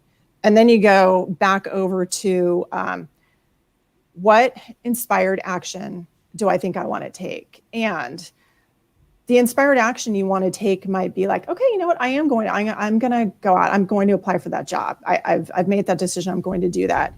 Or your inspired action might be, I've listened to my gut. I've done the work. No, I'm not going to apply for the job. And that's okay. What I want to mention as far as decision making is you can go through these different steps. At some point, again, you do need to make your inspired action yes, no, or maybe yes, but not now. And it's okay to say, you know what, I might do that thing in 4 months. That feels aligned to me. My gut is telling me the timing. I want to do it, but timing's not right. But what I do want to mention is it's really, you don't want to stay in like a limbo state where you're just thinking over and week after week, month after month. It's very draining. That's a really hard place to be. And going back to something Heather mentioned quickly is that can also be like a place of clutter, and you want to get out of that. So again, if the answer is no, you know what? No, I don't want to do it, or yes, but not now. That's okay. But I think at some point you've got to formulate what it's going to be so you can release it, release from that ego mind. Yeah, and I think you hit upon a really important point is that one woman, I was watching the sales training, and she says, it's either a hell yes or a hell no, because in between is just hell. Yeah, limbo. Yeah, limbo. And I was like, so right. So everyone on that fence it's a real struggle. Yes. It's a struggle being on that fence. Can we speak into that a little bit? That being unknown, not making the action step is really a painful place. It is, and I've been there. I admit, right. I've been there. I've made some really, really big decisions where I have been in limbo because it's a hard decision to make. But again, it's like, what is my? It really goes. I've done the research. I've done my analysis. What is my gut telling me? And the gut will tell you. And sometimes the gut will tell you something that's not going to be easy. So big decisions, you go through the process. That doesn't mean it's going to be easy when you make your decision, whether it's yes or no, but your inner knowing will know. And again, it might not feel good. It might not feel good. Yeah. So Victoria asked, what blockage needs to be removed to listen to intuition without mental conflict? Yeah, I mean, that's a great question. I mean, again, I think going through these different steps where really when you come out of it, it's like, I've done everything I can do. I've read the book. I've listened to the podcast. I've done my pros and cons list. You will know. And again, your ego, we've talked a little bit about the ego. Your ego is going to fight and like judge, or you're doing the wrong thing. So that is something to be aware of. But really, and you may make a decision. It might be the wrong decision. Oh well, that's okay. Decisions can be fixable, hopefully, mostly. But yeah, it is that there does come that point where it's like, let's go do this, or let's not. Mm-hmm. Yeah. But your body will know. And if you've done the research, then you could be. I'm definitely someone who wants to check those boxes. Have I done the research? Did I look it up? Did I research it? Did I do my pros and cons list? Yes. It's like, okay, Kate, like, you know what you want to do. You do. And then you do it. The courage. You do. Courage. You might have to find the courage. Yeah. And you can also think about, well, what would happen if I didn't make this decision? For example, you might be, in a relationship that's very draining for you, or not providing you what you need. It's like, what's the what happens if I stay? Well, am I going to feel my best? Am I going to, feel all the things I want to feel as a human? And I know that's a big question. What's the cost of you staying, or what's the cost of you not having? Like, what are you going to miss out on? Right? Yeah. So I'm going to kind of switch gears a little bit, because I think you might be a good person to answer this question. Is like, people want a better, like, they want to be able to communicate better. Can you give us a couple tips on how to do that? Because I know that was part of your job description, right? Your communication is very important. Yes. It is very important. And I would say, I think we learned it, and this is something that Amrita maybe talked about a little bit, is that, we learn how to be when we're young. We learn how we model what we saw our parents do, how we saw them communicate. And that's how we're wired. That's how we go out into the world and do our thing. So, I think that I know, as I've learned and grown, I modeled my parents, and they could be very kind of closed. So I learned to be like, I thought that was normal. Like, well, everybody is closed, right? Everybody's a little shut down. But then you learn, especially if you're in relationships that aren't succeeding very well, it's like, okay, like what's going on here? It's like, the communication needs to improve. So I think maybe the first step would be just recognizing what your communication pattern or your communication wiring is, and determining if that's something that you might want to choose to work on a little bit, and you want to become a little more open. And it's been really fascinating for me in my work and my business, is that so many people are having conversations in their head. And I get that. I've been there too. I rehearse conversations in my head. We're all in our head a lot. And I found that people can sometimes be scared to go have important conversations, conversations with our bosses, or conversations with our friends, conversations with whoever. And I guess my advice would be, it's like, get it out, release it. It's going to benefit you. You have to get it out of your body, and get it out of your mind, and communicate it. And we're talking about difficult things. Conversations can be difficult, but it takes practice. You might want to practice in a mirror, having a difficult conversation, or practice with a friend. But I just think it's really, the more I learn, the more I realize having honest, open conversations, frank conversation, candid conversations that are kind, can be very, very powerful, very beneficial.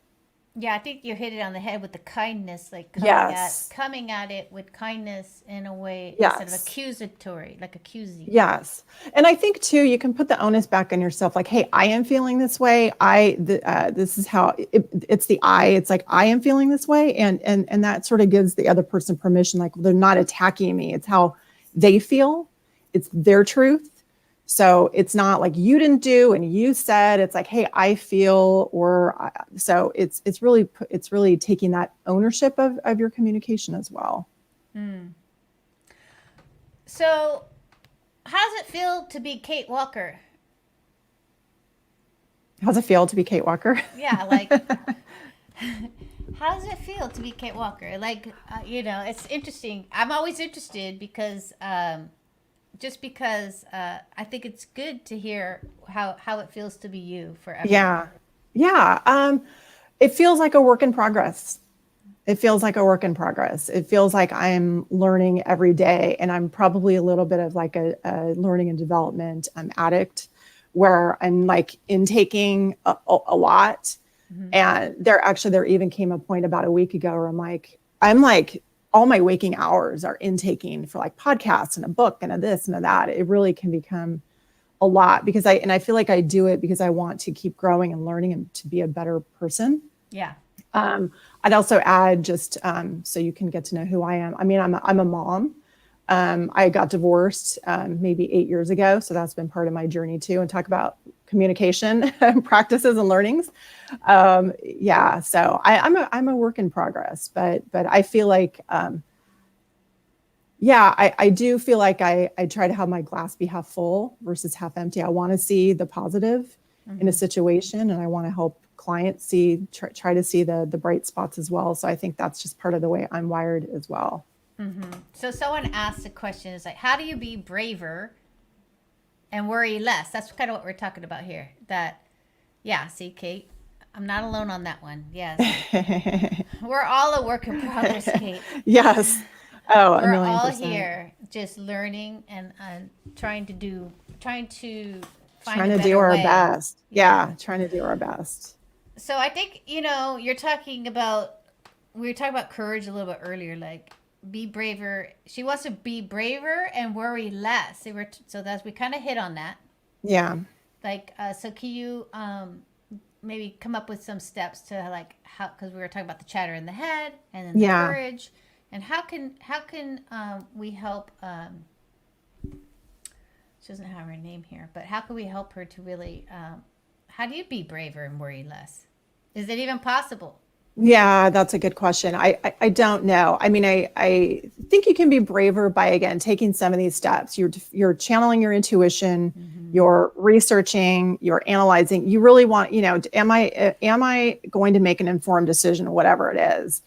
If I feel like I've done the steps, then I feel like I can be brave and I can go do it. And sometimes brave is scary, and sometimes brave doesn't feel good, if you're going to be leaving your marriage because you've done all these different steps.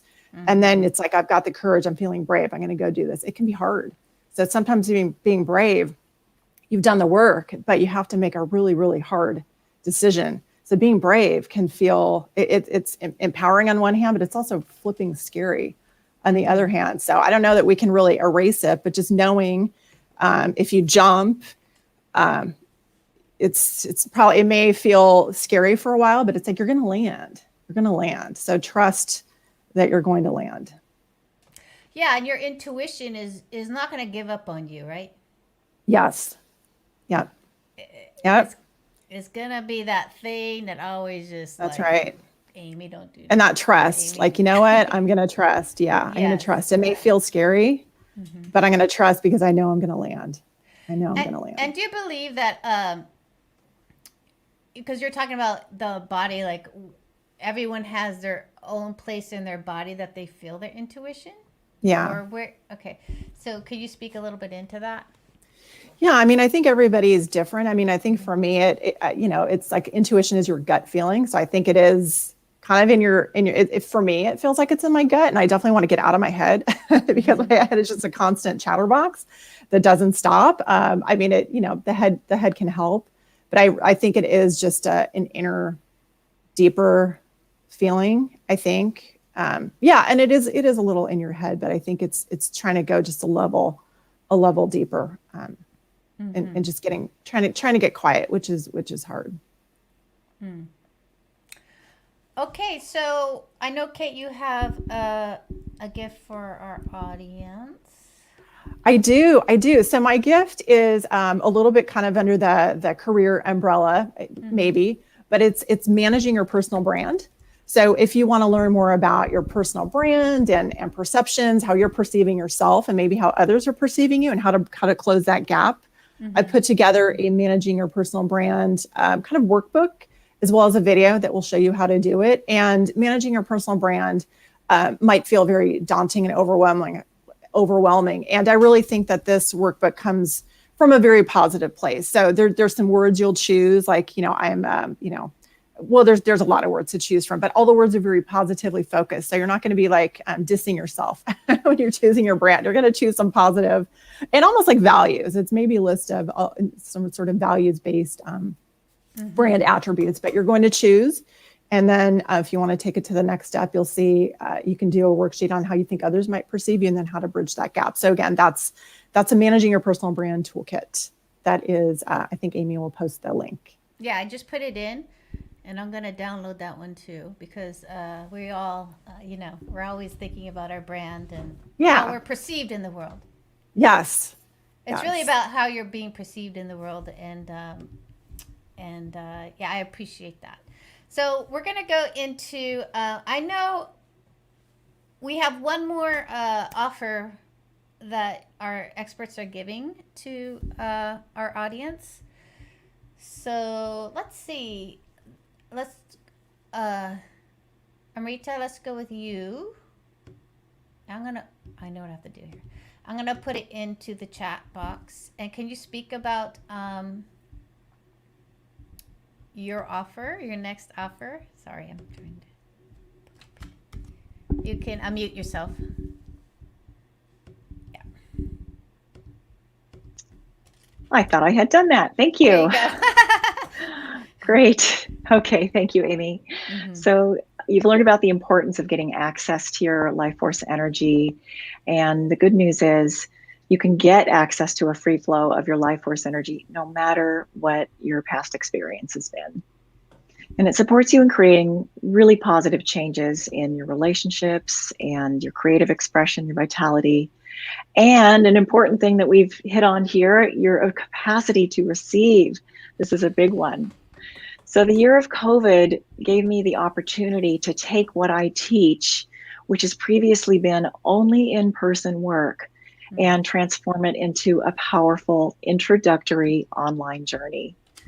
And I guide you through simple, powerful practices for getting access to your life force energy so that you can experience more vitality and creativity and health and wellness. And most importantly of all, to attract loving, supportive relationships of all kinds into your experience. It's called The Sacred Feminine Path to Sexual Wholeness, The Alchemy of Abundance. And so this is a 6-week online course, self-guided, and you'll receive 6 multimedia, multi-learning style content modules that I've created and that I guide you through the process with. Access to a private, secure community forum, which is not on social media, and a supportive bonus collection, including my award-winning best-selling book called Reclaiming Aphrodite, The Journey to Sexual Wholeness. So what makes this different from many other online courses is that it's been specifically designed to lovingly transmit sacred feminine sexual mysteries and to gently awaken your personal sexual life force energy. So I am offering today a 30% off coupon, and just for you. And I think that Amy's probably going to put that into the chat, but it's Unstoppable 30. So that's a 30% off coupon for my online course. And once you register, you get immediate access to the bonus collection and all of the content modules. So be sure to use that coupon, Unstoppable 30 for 30% off. Thank you so much.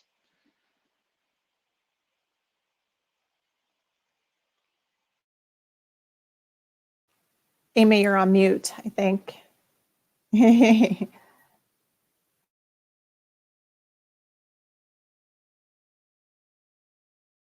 Sorry, I'm over here having my own conversation. All right, thank you for that so much. So Heather, I know you have something for our audience too, and I'm going to put that in the chat box if you want to speak on that. Yes. So I am sharing my Facebook group. So this is a community online, and it's called the Live Light Community, and I'm pretty active over there, and you can hear all about all the different things I've got going on in my world over there. But it's a group of women who are really trying to shed all the heaviness in life, the clutter in life, and live a lot lighter. And so that's what we're all about over in Live Light. Yes, thank you so much, you guys. This was awesome. I really appreciate all of your wisdom and your kindness and your gives, because you know, as I said, the vision, you are the vision, right? You are my vision out here where we're helping other women really find new ways of being and new possibilities and meditations and calm, you know. And again, thank you for being here, and I really appreciate all of you. Can you unmute yourself and say your goodbye? Oh, Amy, thank you so much, and Thank Kate you. and Amrita. Such a pleasure, an honor to do this with you. Yes. Yes, very much so. Very, very honored to meet you lovely women and to have all the beautiful comments and questions that came in. And what a delight to spend this time with you. Thank you. Likewise, thank you, Amy and Amrita and Heather. Great to be here with you today. It feels really just amazing to be in a very supportive community and supportive container. So I really appreciate this time this morning. Thank you for everybody for being here. It's wonderful. Yeah. And Kate says, thank you, ladies. Girl power, you're amazing, strong women. Lots of love. Joanne, fantastic, ladies. Thank you for sharing. Again, you are my vision come true. Aw, Love thank you, it. Amy. Love it. Thanks, Yeah. Amy. You guys, thank you. Blessings. Blessings to you. My gosh, thank you so much. Okay, so we are here. I'm going to, there you go. All right, saying goodbye. Bye, everyone. Bye. Woo! Great first segment. As I said, this is the first day of a 2-day event, The Unstoppable You. Zan, thank you. Heather, Amy, Kate, Emery, lots of love. Hugs. Yes, we'll take your virtual hugs. Again, you know, the vision behind this is to really bring immediate results for you guys and for you guys to get into the chat box and to speak on this, because you're welcome, Kate, because you know, you are a priority, right? We are a priority for our lives. And until we put ourselves in that space of, yeah, you know, who we are and discovering who we are is a process, and it's a beautiful process, but it also like needs to be some kind of priority around it. Otherwise, we don't ask for what we want. We're not able to really get what we truly desire. And I say desire because desire is like this thing that we really want, right? And we as women, and I know there's probably some men out there too, I don't want to exclude anyone, but this is our time, right? This is our time to really, if not now, then when? And that's what I'm here for you to do, is to really bring this platform into your lives so that we as a collective can start making those changes that you truly desire in your life. And I'm going to say that you are capable. I'm going to say that you are resourceful. And I'm going to say that you are not alone. Because when I poll the audience, as I do in the survey, again, isolation and loneliness is always number one. Always. I've not done one live where that has not been the case. So I want to say that you're not alone, and you don't have to be alone. And there are many, many resources out there for you. And as I look in this chat box, and there's a question of, you know, how do you, I think Kate said it was either Kate or something, asked like, how do you move past insecurity? How do you get over insecurity? So you don't get over insecurity. It's like this thing that's always kind of pops up. But what you do is you find ways to move you forward, right? Because if you have a desire for something, it's not going to go away.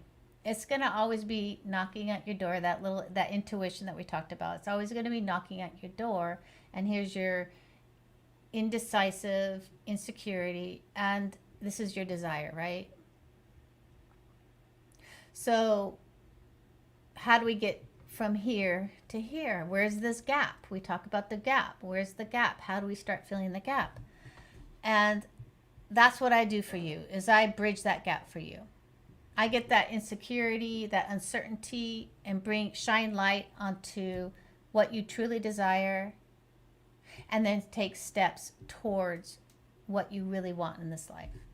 Because if not now, when? And if this last year has really taught us anything, is that, you know, we are resilient. We are strong. We've gone through so much. And for me, what happened was I signed up. I said, how can I step into this and really become the person that I want to be? How can I become the coach that I want to be? How can I become the vision of myself that I saw, which I'm sitting right here in front of you, living out one of my visions. Okay. How did I set that up? How did I do that? And I think, and I know that if that's where you're at now, you should book a call with me. I know that if you are ready to make those changes in your life, that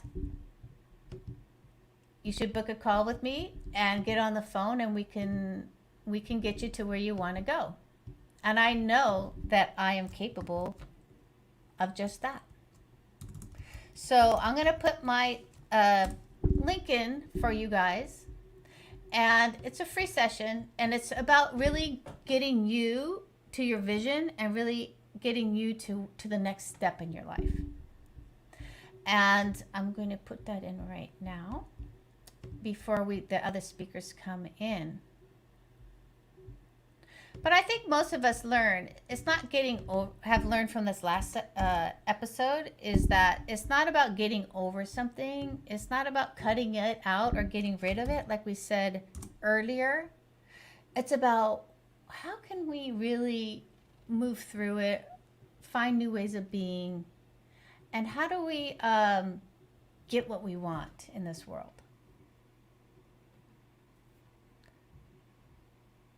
So with that, it's 11 a.m. And that next speakers are coming in. I have Felicia. I just want to check. I'm going to bring Felicia in to the stream. Hello. How are you? I'm great. How are you? I'm beautiful. Thank you. And Perfect. we have Danielle coming in. We're going to add Danielle. Hello, Danielle. Hi. How are you? I'm good. How are you?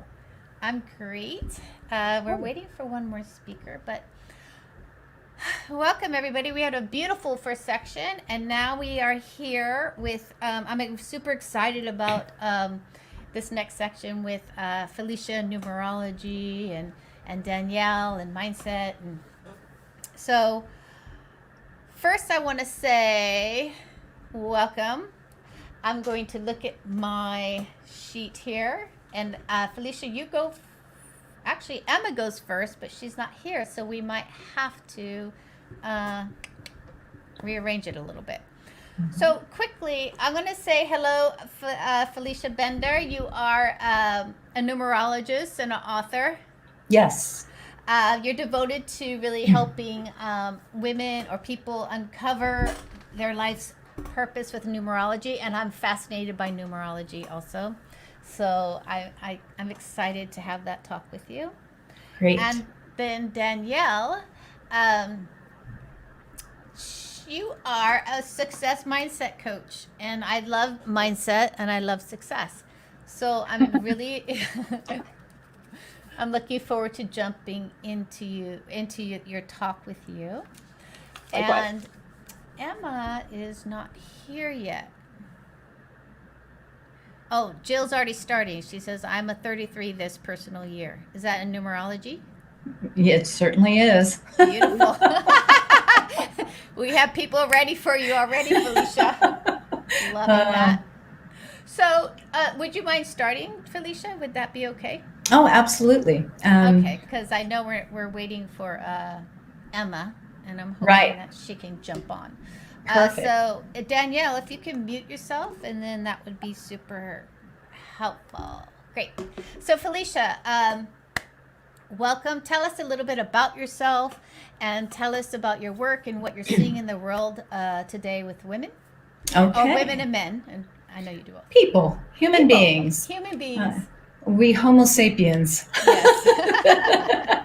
In this odd moment we find ourselves in. So yes, thank you very much, Amy. And my name is Felicia Bender. I'm the practical numerologist, and so I practice numerology with clients, do all kinds of things. I'm an author, that sort of thing. And I love this. Basically, numerology. It's funny because whenever someone says, well, what do you do? And I'll say I'm a numerologist. Usually they think I'm saying I'm a neurologist. So they start talking about brain tumors, that sort of thing. And yet otherwise, or people will kind of, oh, how about that Super Bowl, and veer off somewhere else. Or then you get the people who are like, oh my gosh, what is that? And it's really, I love numerology because it is an ancient science and art. It's a very, very much an interpretive art. For those of you who have no idea what numerology is, it goes way back even before Pythagoras, but the kind of numerology that I use is Pythagorean. I don't know, were you guys paying attention in math class, the Pythagorean theorem of geometry? Okay, I was not paying any attention. It's actually kind of a cosmic joke that I do this because for those of you out there who are like, oh, numbers, math, black, I actually hate math more than anything on the planet. It was my most anxiety producing subject in school. And so the way that it has been brought to me, it's a language rather than math. So it's an interpretive language. So the beauty of it is that basically numerology is the art and science of numbers, comes from Pythagoras overall, what we'll talk about, the kind I talk about. And basically it posits this idea that numbers carry with them not only a quantitative value, 1 apple, 2 apples, and so on, but numbers carry with them a vibration and a frequency, and within that it contains data, it contains information, and we can kind of willingly suspend our disbelief in our technological world that we live in, right? Because everything is, how are we meeting here in the ethers, right?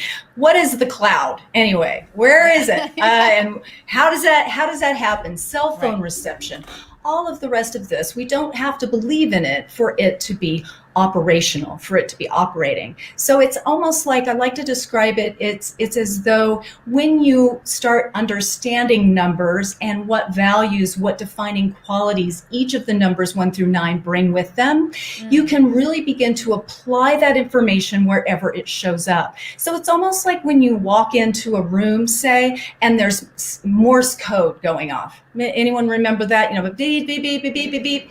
If you walk in there, it's just static if you don't know Morse code. Like, I don't even know what this is. I don't even notice it really. Or this is just an annoyance, right? This is just annoying. And yet if you know Morse code, you are going to understand the conversation. You're going to understand the data and the information that's being relayed. So it's very similar with numerology. So with numerology, what we work with is your birth date, your full date of birth, and then we look at your full name as it is written or given on your birth certificate. We'll also talk about, we can also deal with your current name, that first and last name. And yet, for our purposes today, we're going to be very, very simple. We'll talk probably primarily about your life path number, which is taken from your date of birth. This is like knowing your sun sign in astrology. So it has that similarity there. Thank you. So I want to tell you that I am a math tutor. Okay, so I needed you. I needed you when I was the arts girl. I'm a theater gal and a music person, and I'm all things art and emotion, and math was I just couldn't get it. So, yeah. So Jill says, I'm a 33 this personal year. We can talk about that in a minute, but I just want to give you some love. Joanne says, hi, Felicia, love your work. Hi, Felicia, your reading was great. Such a great forecast and tool of the next steps on my life path. That was from Kimberly.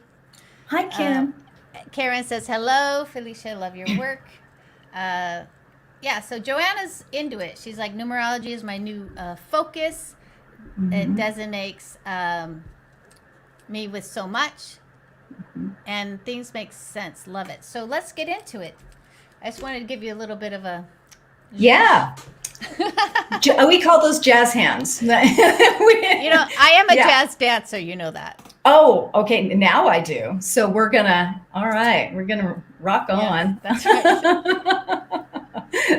Yeah. So, how would you like to go about this, Amy? Should we just launch out and talk about the life path number? And I think so, because that's what okay, you went there. So let's kind of, perfect. and it seems like everyone can kind of do their Absolutely. And I really would like to just get everyone engaged immediately, because everyone, of course, it's all nice to jibber jabber about the numbers, but it's like, how does it apply to me? Correct. Right? Yes. I want to know what's going on with me. So basically, let's just go through. It's a very easy calculation, but I'll go through it slowly because it can get a little confusing sometimes, like everything else. I'm also going to do a little bit, I don't think it's a disclaimer, but it's just a bit of information bullet, that there are different schools of thought about how to do things in numerology, just like everything, right? Every ology, everything else. So I'll indicate what I'm using, and then maybe just do a little reference to the other, ways that you can do it. And yet, for the life path number, Amy, do you want to use your number, your Sure. birth date, or is that too personal? So, okay, all right, I'll go with it. give me your birth date if you would. So 10/27. Mm-hmm. 1968. Okay, so this is the way that I've been trained to do this. There are different ways of doing it, and yet this is pretty easy, okay? So we're going to add the month, the day, and the year, and we're going to do that separately. So we're going to look at like 3 columns, right? Okay. So we're going to take 10, and we're going to use that as one small math problem. Always understand that in numerology, we're always reducing to a 1-digit number. There are exceptions and nuances there, and yet that's the ultimate destination. So if we take 10, 1 plus 0 equals 1. So our 1-digit number for 10 is 1. So now we move on to, you're born on the 27th. 2 plus 7 is 9, right? Okay, now for the hard one, everyone. Okay, hold on to your hat. We're 1968. Woo, okay. 1 plus 9 is 10, plus 6 is 16, and then plus 8. 17, 18, 19, 20, 21, 22, 23, 24, right? Mm-hmm. Then we're going to take 24, still 2 digits. So we're going to do 2 plus 4 equals 6. Okay, beautiful. So you keep reducing. Okay. So now we're going to take those 3 1-digit numbers and add those together. 1 plus 9 equals 10. 10 plus 6 equals, anyone? 16. Okay. 16. 16. That's my number. 16 is your number, and yet we're going to take that and reduce it one more time. 1 plus 6, that equals 7.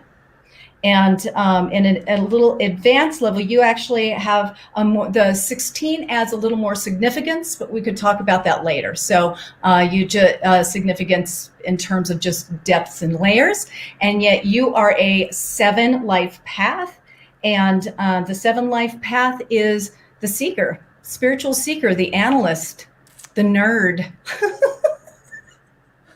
in every fabulous way, right? And so we'll go through each of these numbers, and I'll just give you just a very brief descriptor, just a brief brushstroke. And yet what you really have to understand is that this number indicates what you checked in to do. It checked in, it's almost like you're over there on the other side, and I don't know, I'm a really visual person, so you're having a cocktail with, your little spirit friends, and you've had 2 martinis, and that's enough, and you're in the catalog with your with the school catalog going, hey, this class sounds good, I'm going to do this one. You sign off and you land down here and you're like, oh, wait a minute. I don't think I read the fine print, right? And so in some funny way, we checked in on this mission, and it is something that we're learning. We're evolving into it. We're learning how to master it. We're growing into it. It is a lifelong experience. And so we're going to have some innate gifts, innate talents, and tendencies. And yet we're also going to have some bigger roadblocks, and stumbling blocks and obstacles to getting there in these specific thematics. right? So it's a wonderful way. I start talking about themes, key words, and always understand that those are things you can keep aligning with and going back to. And then we'll talk about the opposite, because every time I'm talking about a word, I'm talking about the optimal, what it's all about. And know that when you're dealing with that number in any capacity, you're going to be pulled toward the opposite. It can be either overactive or underactive, but you're going to get the oppositional pull going on. So sometimes people are like, ooh, that doesn't sound anything like me. I'm just the opposite. It's like, And so let's talk about how that shows up and what you're learning in that process and what your life's experiences are revealing yourself to you as you move through this, right? And so, with this said, if you are a one life path, you're someone I call the innovative leader, creative leader. The one, if remember, we're talking about 1 through 9, basically, except for some double digits. And the one is new starts, beginning. It's it's self, learning all about the self, learning how to be a leader, learning how to be independent. Exert yourself, stand on your own 2 feet. So the flip side there is oftentimes ones have trouble with that. They can be really rebellious, attempting to individuate themselves, or they can be very acquiescing, right? Those sorts of things. So the one is the creative entrepreneur. I call it the school of hard knocks, kind of fail forward. Yes. Always, because it's the pioneer, it's the courageous trailblazer, right? So not going to get a lot of kudos unless you're really successful. Then everyone's like, oh, I always knew they were going to do, right? I always knew they were going to be great. And so, but in the meantime, you got to have that going on. The 2 is the intuitive diplomat. They are the lover, not the fighter. They are all about love, relationships, very learning patience. That's a fun one for everyone, right? But the patient one, the one who is the intuitive barometer, the blessing is the curse, so sensitive, so sensitive. And learning how to be a master mediator and diplomatic presence in the world. And then the 11, 2, and stop me when I'm, when we're out of time. Let me know. No, we're good. So, Danielle, what did you get? What number did you get? We have the same birthdays, Danielle and I. She just told me. Oh. Different years. Different 10/27. Love that. So it was funny. You just got to mine. So I was the 11 too. Oh, okay. So you're the 11. You're the master. Okay, the double digits, the 11, the 22, the 33. It goes on from there. And yet those are the ones that we usually will discuss in an overall chart here. As a life path number, you get double the 1. And then the 2 is the foundation. Master numbers, higher spiritual potential, more challenges, marathon, not a sprint, a lot of anxiety, meant for leadership, humanitarianism, and altruism. And it's a little bit, and you get it all like thrown at you. It's a little bit more challenging overall, and the master numbers are conflicting. They're in conflict with themselves. So with you are the number of spiritual illumination. You are meant to be this dynamic, forceful leader, and yet you're always working with, do I want to be the power behind the throne, or do I want to be on the throne? Do I want to be supportive, or do I want to be the bombastic leader? So you're always kind of doing that arm wrestle. And as soon as you can realize that you've got both of those that you're working with, a lot of times people find out their numerology, they're like, oh my God, this is just such a relief. That I know that maybe I'm not just wackadoo, but learning how, again, to put it into context and really understand what you're working with, and to understand how to navigate that successfully, if that makes sense. So a lot more to say about the master numbers, but that gives you a basic overview.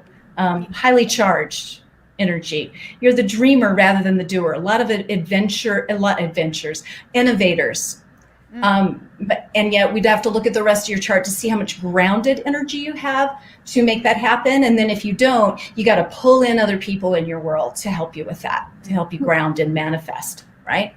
So Thank you. otherwise, it's all up there in the ethers. It's like you're the satellite dish, always getting in that information. So then if we look at the three is the creative communicator, all about creative self-expression, emotional sensitivity. These people are born to be in the spotlight. They're the performers, they're the artists.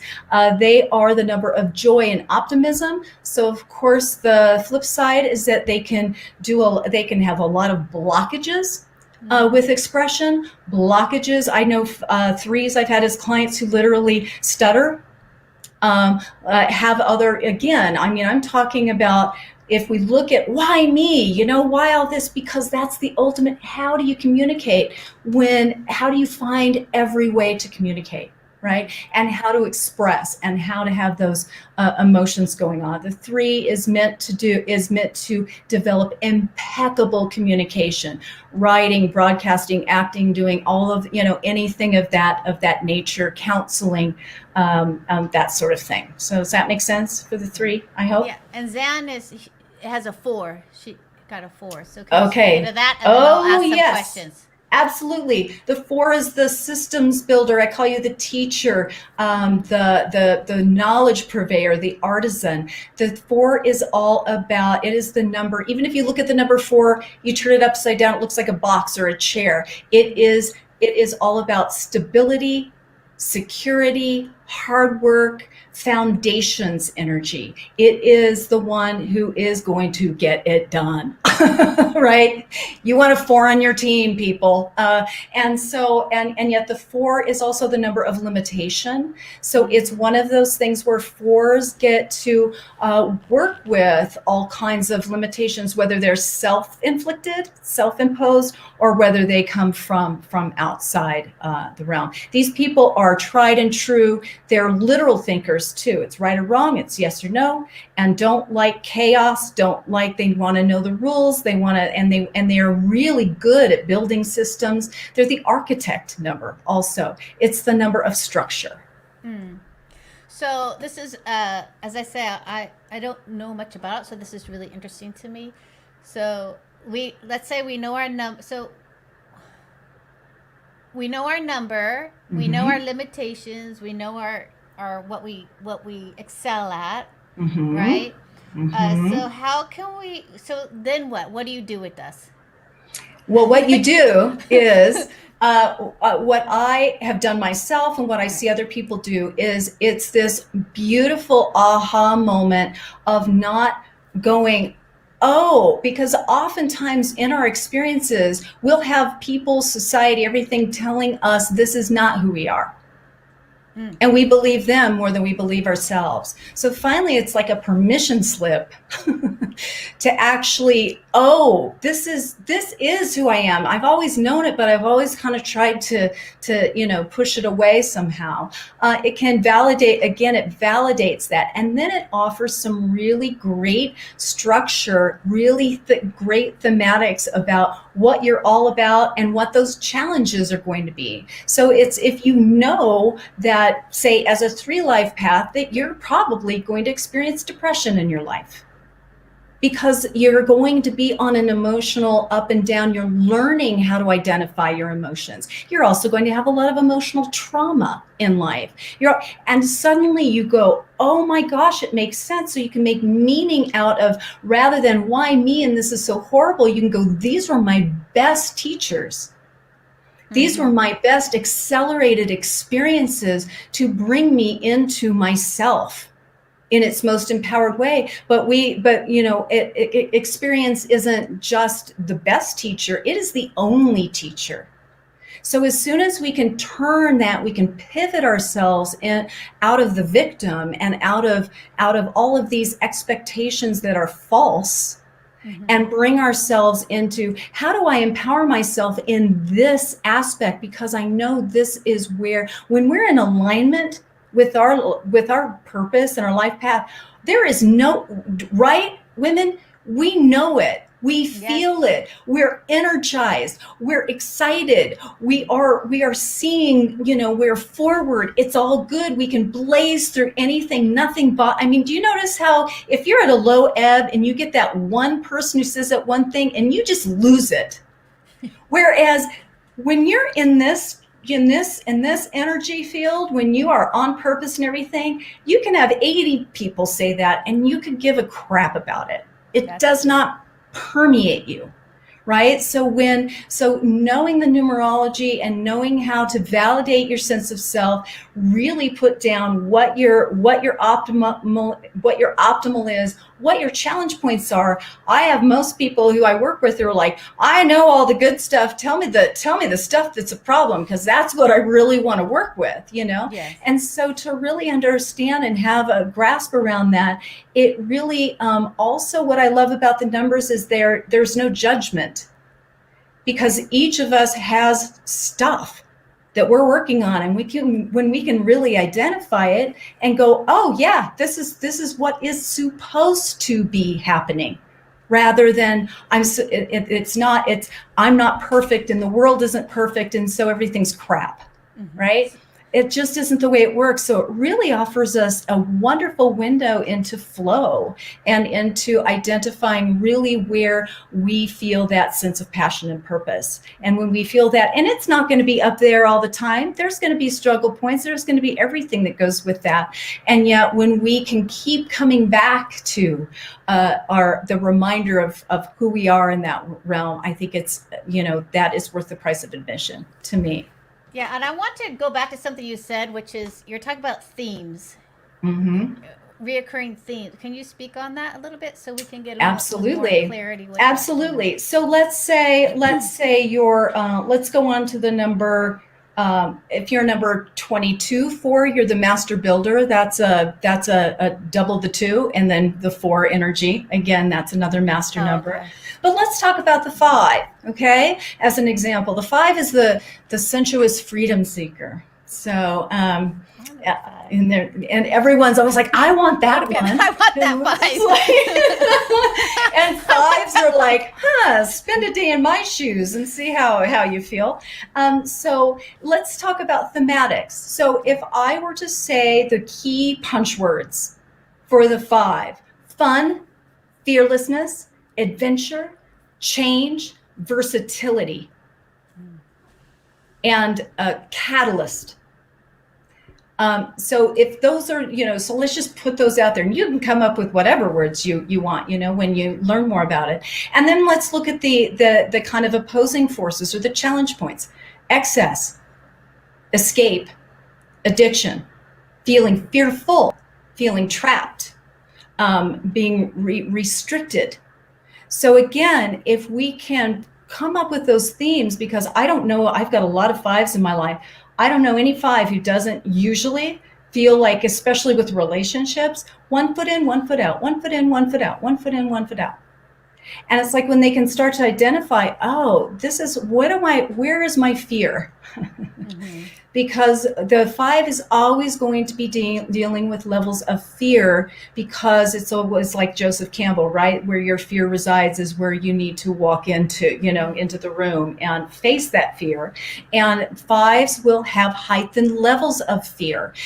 So it's like, fear, what am I afraid of right now? And it can show up in so many different ways. But if fear is your thematic, and you're always coming back there, where am I fearful? Where am I fearless?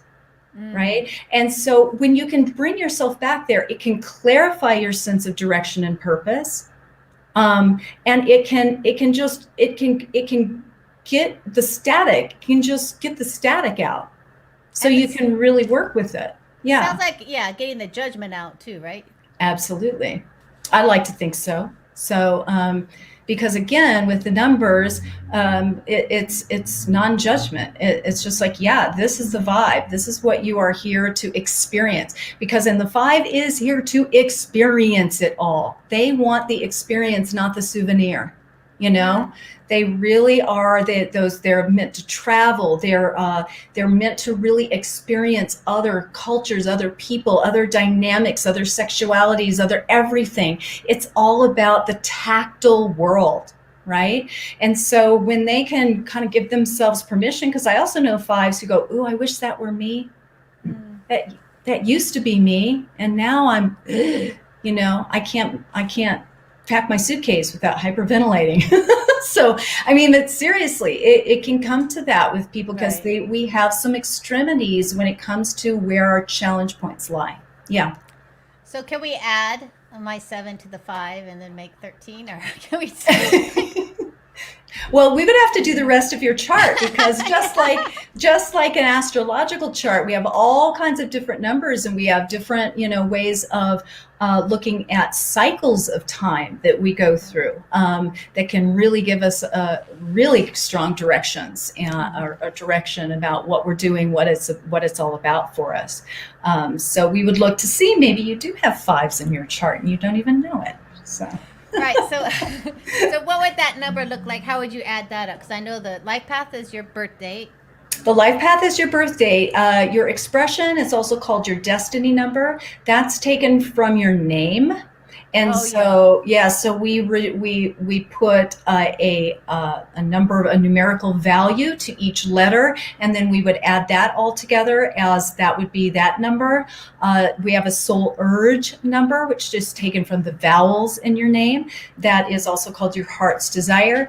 The birthday number. So your birthday is a 9. So that tells me that there is a special gift that you have that often you feel even a little more comfy cozy, that you're that humanitarian, you're the compassionate humanitarian. It's the 9 is very creative, very altruistic. It's kind of an enigma because the 9 is that wise old soul kind of coming back around to, to say hello. Here and even if we look at some 9 life paths who are well known, I always like to do this because the 9 is very enigmatic, so multi-layered and multi-talented. They're the givers. They are learning all about how to do. When they're in their game, they're doing what they're doing because they can't not do it. They're following their heart, and it's all about giving to, it's all about universal wisdom. It's always about giving to something more than themselves. And yet if we look at, even if we put these like in a little bowl, the energy of these 9 life paths, you get the indicator of that kind of quirky energy that it brings, which is, if we look at Mother Teresa, Gandhi, Malala, Greta Thunberg, they're all 9s. Wow. Then we look at Elvis Presley, Adele, Jim Carrey, Eddie Izzard, David Byrne from the Talking Heads, Prince, all of these weirdos.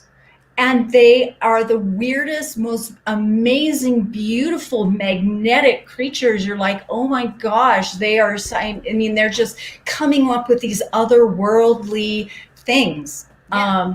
And often it's again in service of something else, and they have this very heartfelt way about them in their way. And what numbers are they? Are they? They're kind of badasses too. Yeah. They're 9s. They're I would say they're badasses. I mean, they are one. Even if you look at Mother Teresa, she was not taking no for an answer in terms of her stuff. Gandhi the same way. I mean, they're Greta Thunberg, and she's that kind of quirky, very obstinate. I am who I am, and this is what I believe in, and I'm going to do everything I can to move this forward. So it's not like this wilting lily energy, right? So yeah. I have a question. So there's a question in here to ask that does putting another number on my front door really change the vibration of the house if I don't like my address? It does. Okay. I would say though, it's from the so if you have your address on the exterior, right? And it's a feng shui fix, basically, kind of an numerological feng shui fix. If you want to change the vibe, you would put a number inside of and I usually would say not on the door. It would be on the, side if you have the, what do you call the frame of the door. And you would, again, if you know what each number brings with it, and there's never any bad number. It's just, especially in light of this question, if let's say your house is a number 1, you've reduced your address to like we did with the life path, and you have a 1, and you're lonely and you are wanting a relationship right now.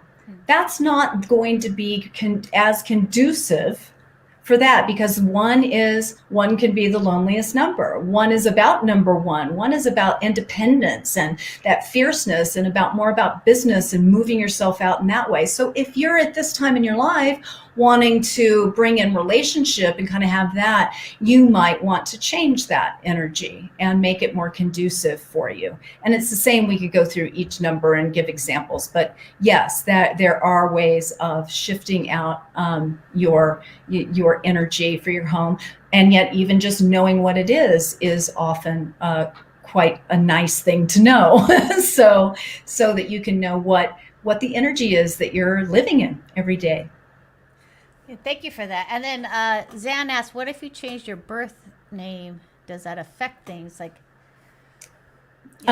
yes. Well, those are big questions, and yet, so let me give you the kind of, Reader's Digest condensed version, which is we believe in numerology that your name is no mistake, even if it is written incorrectly on your birth certificate, even if you were adopted and your name is baby girl Smith. That's what we would use, right? And this happens a lot. And even if you had that name and then you were adopted and you used your adopted name, we would look at both, right? But the original name is the original, what I would, visualize it for you as an imprint. And we also believe, and again, not to get too woo-woo on anyone, yet that we choose our parents, we choose our circumstances, we choose our name and our date of birth. Even and people always ask me, well, I was supposed to be born on this day, and my mom had to have a C-section, or I was early, or I was late. Well, according to who? right. Right? You arrived when you arrived, and that was exactly when you were supposed to. And so what we will look at, though, of course, is if you change your name. And I have colleagues who are from India who are Indian numerologists who do this frequently, who will suggest name changes to change your vibration, so to speak. And we're always going to be looking at our current name, but I always look at that personally as an overlay. So for instance, I have my original name, and then I've had my name Felicia Bender since I've been 23. And so I still have my original foundational blueprint there that I very much identify with.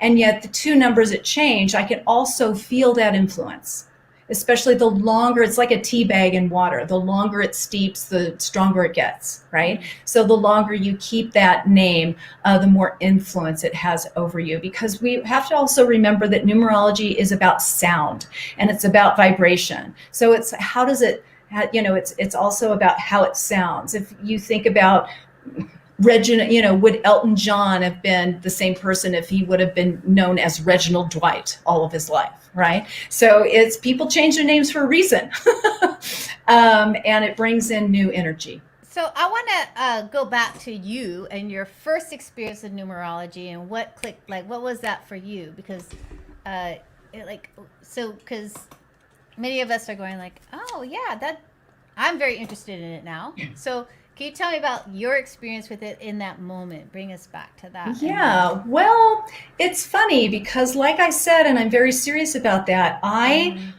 did not, oh my gosh, numerology, go away. Anything having to do with numbers, what really brought me in very briefly is in my early 30s, my mom died, and she was young, and we had at that point, it was a strained relationship, and it sent me, and I was in a marriage that was kind of unraveling. I mean, all of these things were, I'm sure those of you watching, you're like, oh, sounds like what's going on with me. And when there's health issues, when you're divorcing, when someone dies, when all these things, these are spiritual crises. And these are our openings. These are our opportunities for change, because we won't, usually as humans, we don't want to change. We don't want anything to change. We want our life to be different, but I don't want to do anything different than I am doing already. I just want everything around me to change, And so it's really giving you the opportunity to step in where you're so down at the on your hands and knees that you can only go up from there. And at that point, I really began questioning. Before then, I really wasn't questioning. I was gonna just going on my, on my autopilot. And at that point, it broke me open, and I started seeking. And I read everything I could about energy, about psychic awareness. I became trained as a energy healer, as a pranic healer. Took all those trainings. I was really interested in all kinds of herbs. I mean, I was just bringing it on. Learning this whole new world. And yet numerology didn't come into play for me until much later, after I had established that aspect of myself. And it was at a bookstore. I got to be really honest. I was walking, my daughter was having trouble deciding on a major at school. There was a book that literally, I don't know if you've ever experienced this, kind of sounds like a scene from a Stephen King novel or something, but you're walking along and it's almost like the book kind of jumps out at you, right? At a bookstore. I know we don't even go to bookstores anymore, but and we always do everything online, but it jumped out at me, and it was about career and that sort of thing, a more intuitive approach. And I got it for my daughter. When I opened it up, it had some numerology in it. It had the life path and it had the personal year. And I don't know, I was like, just because it's not all about that. And I read it and I was like, oh my, and I did my number, I did, my kids, I did my family. And it just was like, this is my tool. Because I think we're all looking for tools. We're all looking for what speaks to us. We're all trying to do the same thing. Yeah. It's just like, what speaks to you? What is your modality? And so for me, I love the fact that this was very practical and pragmatic. I'm kind of that way. And I love that, you can have your book on the shelf and you can be going along and then go, oh, what was that numerology stuff? And take it off the shelf. You don't have to sit there and meditate in a corner, which is lovely as well. And yet, and own yourself into this enlightened, moment of psychic awareness. You can actually use this as a practical, pragmatic tool. Go to the book, look it up, make yourself some notes, remind yourself, and go from there. And so that's what really, really spoke to me. And it's such a powerful tool that I use every single day when I meet people, when I see repeating numbers that have messages, all of those things that your whole world just takes on a whole different richness and viewpoint. Mm-hmm. Yeah. And I just want to say that's why I created this live, is to, number one, hear the stories that we all go through, many things in our life, but two, to give women and people the opportunity to find things that work for them. Yes. It is not a cookie cut. Healing is not cookie cutter. Mm-mm. And then we are so lucky to have so many things available to us at our fingertips. Mm-hmm. That will work for us. So I thank you for that story for those two reasons. One is like, yeah, we all go through it. Two, it's like you can do something that really works for you, that's practical, that's more your personality. And still, yeah, go meditate in the corner if you want to, but to really pull from different areas of healing. So thank you for that. And that's exactly why this is happening, this online forum. So I know that you have a gift for our audience, which is the forecast. It's the Yes, well, yeah. You can go to my website, FeliciaBender.com. And every month I do a monthly forecast. For that, you can go to the page and you must know your personal year number. Very easy calculation. Your personal year. That's a wonderful thing to know. It's in terms of the energy of your year, what it's all about for you.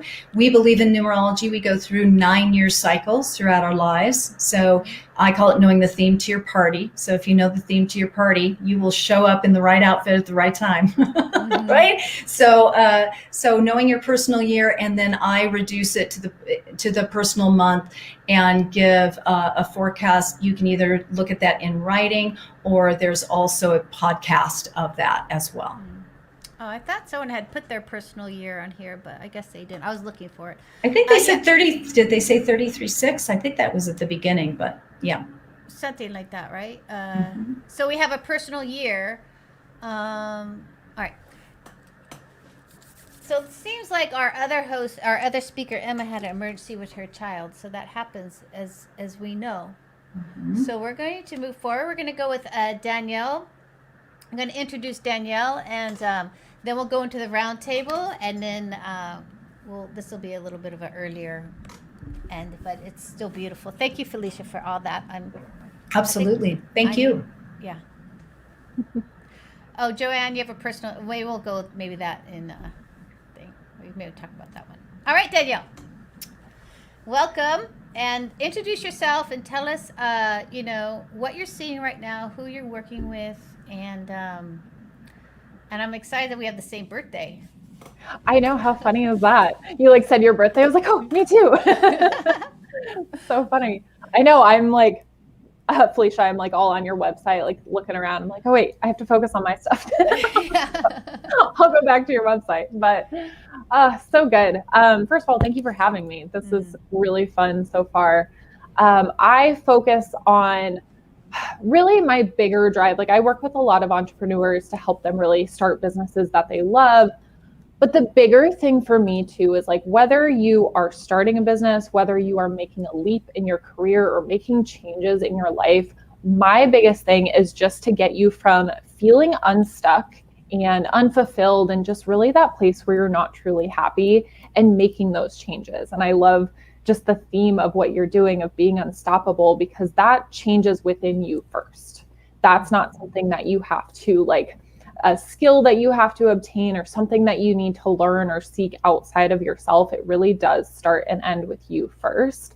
But how do you do that? And that's usually the problems that everyone has is I want a change, or I want my life to look different, or I'm just not happy and I'm feeling stuck with where I am. But where do I start? What do I actually need to do to get there? So I use a lot of different tools and modalities to help my clients, but really just get them from feeling stuck to understanding that it's possible for them to have something different, and for them to be willing to dive in and do the work, because it's not always easy, especially like you guys were talking about with different traumas or different situations and things that we go through in our life. It's hard, and it can be really challenging and really vulnerable and really difficult to make changes, but so rewarding. And that's the biggest thing I love working about working with the clients that I do, because seeing that they can change even after so long. So many of them may have thought oh, I'm too old for this, or it's, this is never going to work for me, or I've tried so many things and it's never worked. Why is this going to be the thing? And then to see them actually make changes and send me messages this happened and then this happened. And that's really why I do what I do. So I really wanted to kind of dive into how stuck is a mindset, and really how to make that change, where to actually get started to empower yourself through disruption and curiosity to get the results that you want, to make that change that you want. So can I jump in real quick, because I love the word possibilities. To me, that's such a gateway. But when you're stuck, it's you can't even say the word on something. Exactly. You're no. What does that even mean? What does that look like? Yeah. So can you speak into that? How to maybe start loosening that up? And you're talking about that being stuck. How can we start loosening that up so that maybe we can just, see a little bit of possibilities to get us moving? Absolutely. It's so similar to just as you're building a new habit, or as you're starting to do something. It doesn't have to, change is never going to look I feel a lot of the times, and I'm definitely guilty of this too, when we think of change or we think of something different that we want, it's kind of in a movie or something where it's like you kind of expect it to just like all of a sudden it's going to be this big change, or it's going to be this huge breakthrough, or like something drastic is going to happen, where really change doesn't happen like that. Change happens gradually, or it happens with small things every day. And that can be the hardest part about change, is that it's not just going to like, you're not just going to wake up the next day and it's going to happen. So that possibility really does happen in the small steps that you take every single day. So for me, especially if you're not even there yet, it's like you're probably feeling stuck. You're probably like, I don't even know what I want yet. Like, how am I supposed to even know what possible looks like, or what that possibility is, if I don't even like, you can't even really see outside of just your current circumstances. So any little thing that you can do, and this is where I really go through like the idea of disruption and curiosity, if you have to change your perspective, even if it's just something very small, like focusing on like, okay, what is one thing that feels really, really good in you right now that you can just focus on? Or something that happened today, like gratitude. You've probably heard of a lot of like different gratitude practices or journaling, and even little things like that, just looking for the good, looking for the things that went right today, or the things that you can celebrate, even as small as they are, which is why with habits and everything you hear about like making your bed every morning, because it's one little thing that you can do and that you can control each day to have one more thing like go right, or make one more thing possible. So it really is just building on that. And as you train your brain to do that, it's going to look for more. So that's really what you want to get into. So in order to like even just see that possibility again, it's just finding those little things, which can be really hard. But if you can like document it or jot it into your phone or challenge yourself, I really encourage my clients to like make it a game instead of feeling like it's something you have to do, like you have to have this breakthrough. How can you make it a game and get really curious to find like one really great thing that you can celebrate today? Maybe it's like finding $1 on the side of the road. Maybe it's seeing a really beautiful sunset, or even just like a really pretty flower that you pick up for yourself that makes you feel really good. Like any little bit of things that can help you feel that sense of fulfillment or love or enjoyment, or passion, or whatever that feeling that you're really craving. What is going to help you feel that, and how can you find that within your current circumstances? And I want to preface, because I always put this in because, you know, when we go through a major disruption, like when my fiance passed away and I hit that wall, it's like, yeah, I just want to say, give yourself grace. I always want to put that out as a disclaimer, because there's just that time of grace of actually just, you don't have to do almost anything. You just give yourself that grace. I just want to be sensitive to people who might have lost someone or hit the, you know, in that space of where you really would need to give yourself grace. Oh my gosh. Yeah, absolutely. Don't think that you have to like change that feeling tomorrow, or especially when it's grief. Grief is something you don't want to rush. You know, finding one thing good when you are feeling that way. But if you can't, that's okay. Like let yourself feel that too, when you feel ready to break from that. Even just a little bit, day by day. So when you're ready, I just wanted to preface that thing. So when you're ready and you're like making these changes and you really want to empower yourself through this disruption, right? Let's speak into that. So Definitely. Making more of it game, and start making small changes, and tell me more. Totally. So just like you were saying, like I really think that when my clients come to me, usually they are at that place of being willing or being somewhat ready, even if you don't know what that looks like yet, on like what you want that change to look like or how you want it to look differently. Some of my clients are visual. Sometimes you can like visualize and really put yourself into some new situation that you want.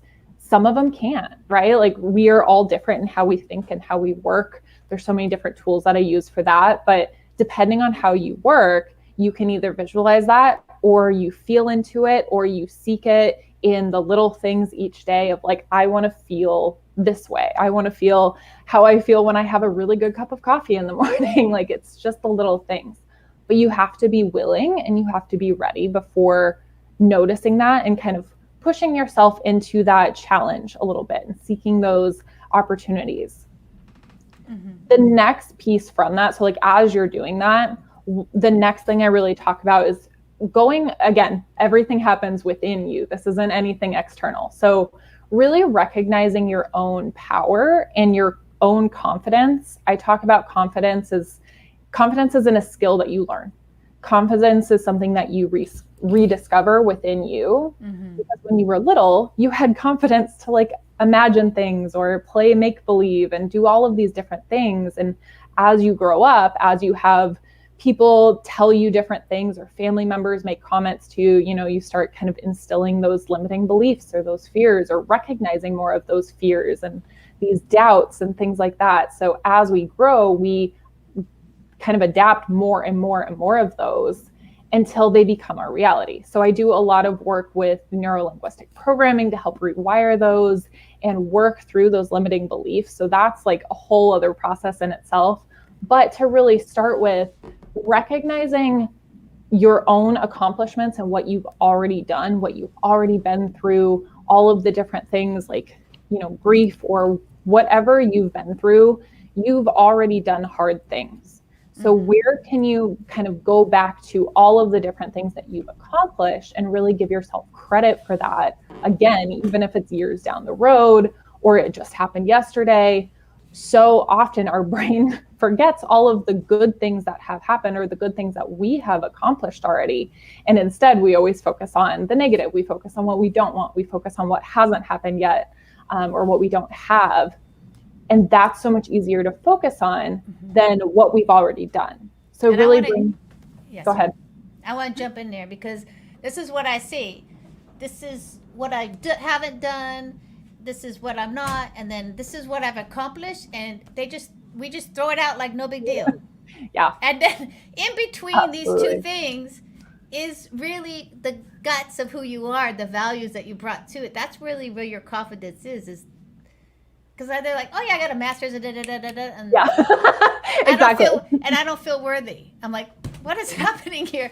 So it's like this gap. The gap you talk about, like you were talking about, you touched on, you started saying with the values, but I just wanted to bring that. Like we're so quick to say what we didn't do, just as quick as we throw out what we did do without any value behind it, without embodying what it took to get there.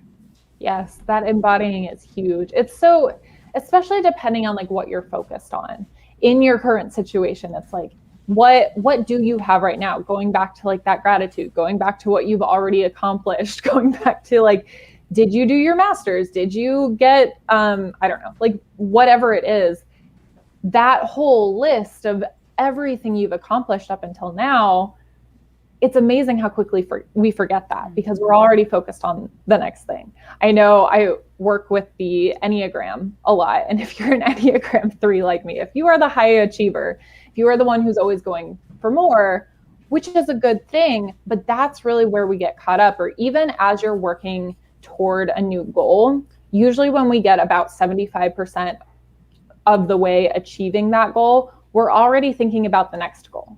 Right. And it's easy to get caught in that spiral of what's the next thing? What's the next income goal? What's the next title I can accomplish? What's the next degree I can get? What's, you know, always focused on that next bigger and better thing instead of recognizing that, hey, like I'm 75% of the way to the first goal that I wanted to accomplish. Am I celebrating myself for that? Am I really taking that in? Am I actually feeling the way I want to feel?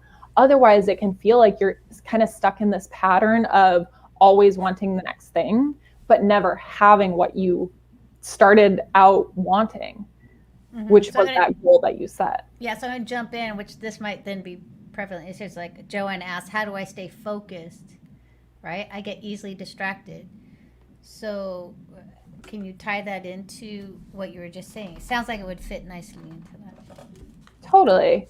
I'm curious on just like what you're focused on, because that's the other kind of question there. I have great intentions, but my brain goes in opposite directions, and I notice myself getting scattered. Then I have to refocus just to have it again. So it sounds like she's not staying in her intention, she's not staying in the present moment. She's going to something else quickly instead of like, Definitely. Yeah, I'm curious if it's like what does that scattered kind of feel like? Yeah. What does that look like when it comes to your thoughts? Like, what's the conversation in your brain? What comes up for me, and this may or may not be true, Joanne, let us know. But if you're getting scattered, are you focused on your goal, or are you seeing and comparing yourself to others and what they might have, or what else you could be doing? And that's kind of where you're getting derailed a little bit. So really knowing what I like to talk about when it comes to goals and being focused on like your goal, really rooting yourself in why is that important to you? Like, what is your why behind that goal? Why is that goal even important to begin with? Is it just a goal just because, or like how can you really root yourself into the why behind that to always bring you back to why you're doing it? Yeah, and maybe there's something like that is a little, could be, I'm thinking about your numerology, could be like the fun part of it, like give that a little, I don't know, I give my little thing a cookie time, like give it a little cookie time, so then you go back to your task. You know what I mean? It's like satisfy that little something it's pulling on you, and then go back to your, mine's cookie time. So that's mine. I like the cookie time. Get distracted by my surroundings, but mostly my thoughts tell me I'm not good enough. Oh, yes. Yeah. Oh, that one hits me. Yes, for sure. I hear you. There's a whole bunch that I could go into about like imposter syndrome, but it really does come back to like what we're talking about too. So like imposter syndrome typically comes up, or that feeling, that feeling of not good enough could just be kind of categorized as imposter syndrome, or it could go back to some of like your past traumas or experiences or different things like that told you that you weren't good enough, right? So like either way, you're having to be put in front of it and work through it. And when it's imposter syndrome, one of the biggest things is imposter syndrome could be coming up because you haven't done it before, right? It's probably something new, which is very normal. So like, first of all, let's just normalize that this comes up for everyone. It doesn't matter if you're just getting started at square one or you are many squares down the road. This comes up for everyone in some capacity when we're doing something new. So that's okay. And pushing yourself to just do it and let it be imperfect, let it be messy. It's okay if you make a mistake. You're not necessarily going to fail. You're just going to keep learning. So much grace and permission as you're going through that. And coming back to like, you have already accomplished so much. You've done new things in the past. It may not be this specific thing, but you have done new things in the past to show you that you can do new things, or you can do hard things. So you can use those to help you forward to see that you can do it again and again. Mm-hmm.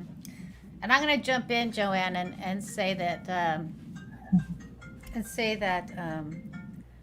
get a whiteboard and write down everything you got to do on that day. So you do remember. She said, I don't remember things that get frustrated. Write it down. A whiteboard saved me for my business, in my business. Because if it's in my computer, it goes away. If it's on my wall, I see it every day. I'm like, oh, this is what needs to happen today. So that might help you, Joanne. So let's talk about this. Let's talk about, someone asked, what are some best practices to hold myself accountable? Oh, that's a good one. Okay, I'm going to give that to you, Danielle. Okay. Oh, okay. To hold yourself accountable, this is where I want you to really make things into a game, or think that it doesn't you don't have to just figure out how it's going to work for you right this instant, and that's all it is. I feel like so often we put so much pressure on ourselves to just get it perfect the first time. This is where it's like, I want you to get curious. I want you to kind of gamify it, like turn it into a game for yourself and explore different things. I like to talk about, whether it's my entrepreneur clients or life coaching clients, the first phase I want you to be in is like this exploration phase where you get to let things be messy and you get to try things on, you get to dip your toe into it and see what works, what doesn't. I did the same thing with like my morning routine, especially when I first left my day job, is I wanted it to be like perfect right when I left my day job. And it was amazing just how long that process actually took, because I got to understand myself in that process. So when it comes to accountability or your to-dos or remembering things that you need to do on a daily basis, really just having fun with it, trying new ways, trying things that work for you until you find what makes you feel really good while you're doing it, so that it can hold you accountable, or so that it can push you forward, instead of doing something just because you feel like you have to and not feeling the way that you wanted to, or having it not work the right way for you. We're all different. We're all going to work differently. So I know that we're going to go into your, I know you have a gift for our audience. So I'm going to put that into the chat box. And if you could speak on that, it's your course, What's Keeping You Stuck. Definitely. So this is a free workbook and training that helps you really unlock what's keeping you stuck. So I have a lot of my kind of coaching questions. This guide really helps kind of self-coach you through what is keeping you stuck right now, and how can you change your perspective, change the way that you're thinking about your current situation in order to have that breakthrough, or to disrupt that thinking so that you can move forward. So this workbook will help you work through it. The training itself will help you kind of prepare for how to shift your mindset and everything within that. So yeah, that's what I've got for you. All right, so now we're going to go into the round table. I know poor Miss Emma couldn't make it because she had an emergency, like I said, but we can bust this out with the three of us. I'm super excited. And I'm going to pull in a question from the pre-submitted questions from our audience. And I think it's going to be, so someone wants to know, how can she move forward after the worst blow to my self-esteem and confidence? So how could she use numerology to do that? And how could she use mindset and success for that? You want to jump in, Felicia? Yes. First of all, well, it'd be interesting to know her life path number. I find with numerology, what helps is, again, to know, for instance, what you're all about. Let's say you are, I don't know, I'm just going to take something grab it out of thin air. Let's say you're an 8 life path. The 8 life path is a kind of a rough road. It's like boot camp all your life. It's all about becoming the material manifester, learning all about and revealing how to deal with money, with financial wherewithal, with manifestation on that realm, with empowerment, personal power, authority, control. So sometimes when you are faced with that, like if you're an 8, you can go, wow, this is testing me to really step into my power, to step up and be, I call it, kind of the mantra for the 8 is step up or get stepped on. So sometimes it's almost like knowing that your life is meant to be a little bit more, I'll even use the metaphor, it's like you're training to be a boxer rather than a florist. So if you know that your life is meant, it's challenge, and if you know, I'm going to be challenged in this, and you get knocked down, but you go, you know what? If I can move through this, I can live through anything, and I can achieve through anything. So oftentimes what numerology will help you to do, and then also you might look at your personal year and see what the thematic is, and sometimes it's a transitional year. Sometimes you're in an 8 personal year and you're an 8. It's going to trigger every point of development that you're working on right now.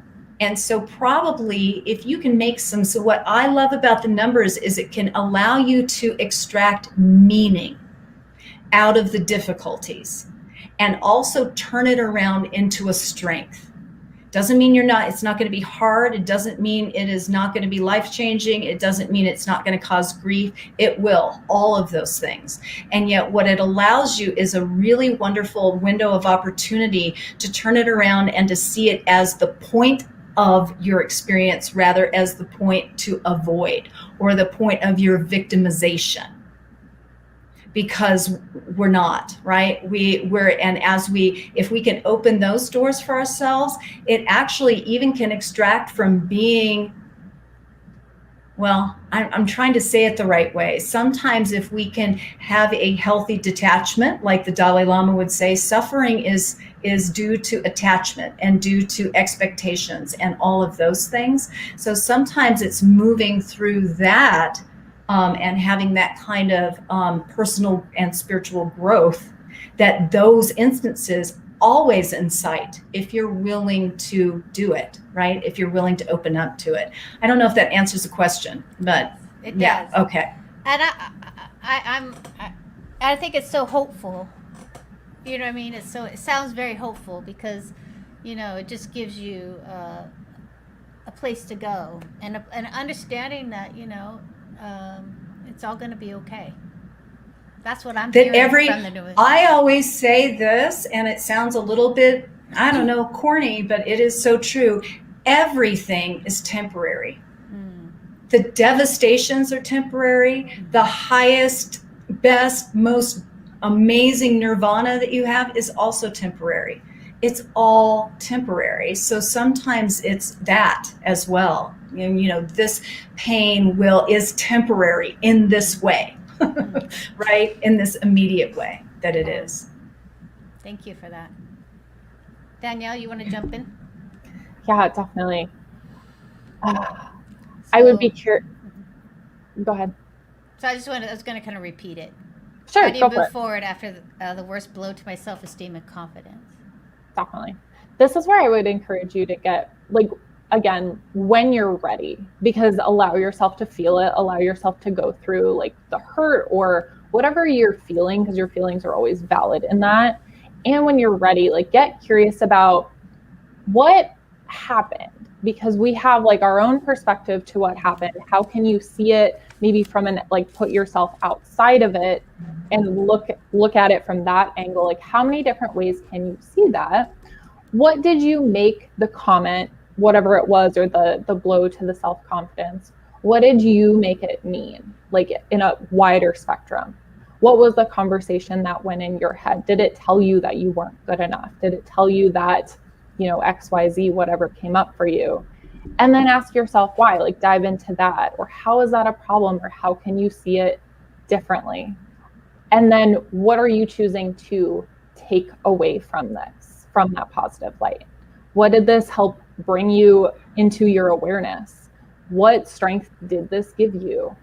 How can you make it mean something else to really take something more positive away from it and really move on from that point to see something differently or to choose something differently? I think Gabby Bernstein always says it, but this idea of choosing again. So you may have had an initial reaction or thought to how you responded to this situation that happened, and you still get to choose again. You get to make it mean something different and move forward from a new place as well. Mm-hmm.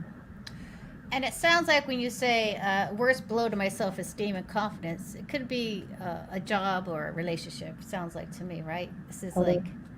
So I always, so also a good thing to think is who was that job or who was that person who did that? And are they actually worthy of that? Who are they? Are they actually really what you wanted in the first place? And to really, I work with values a lot, like Danielle does also. Did we actually have the same values? Was he actually in my values? Were we actually a match? Was that job actually really what I wanted? Right? So, and to question that also would be a good position to come from, because sometimes, we're in relationships with our jobs, with our friends, with our loved ones, but it's is it really what was really working for us in the first place? So that can also help when you get a blow to, when I lost, new directors came in and they're like, we don't like jazz, we don't want you to teach jazz. And instead of going I was like, do I really want to work for these types of people? Right? I shifted it. Is this really where I want it to be? And is this a blessing from I'm going to say the universe or Mother God, right? That's my thing. But is this actually a blessing and really where I really need to go in this way, which has brought me here today, right? If that did not happen, that shift happened, I would not be here today. So, yeah, and I would say, you know,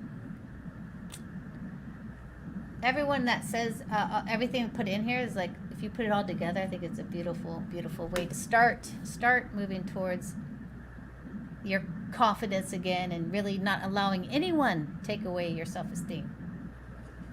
No one has that gift. No one. So thank you for that.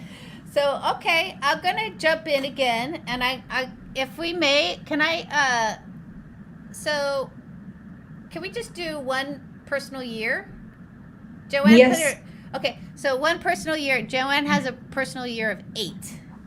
Okay. So what does that Hi, look Joanne. like?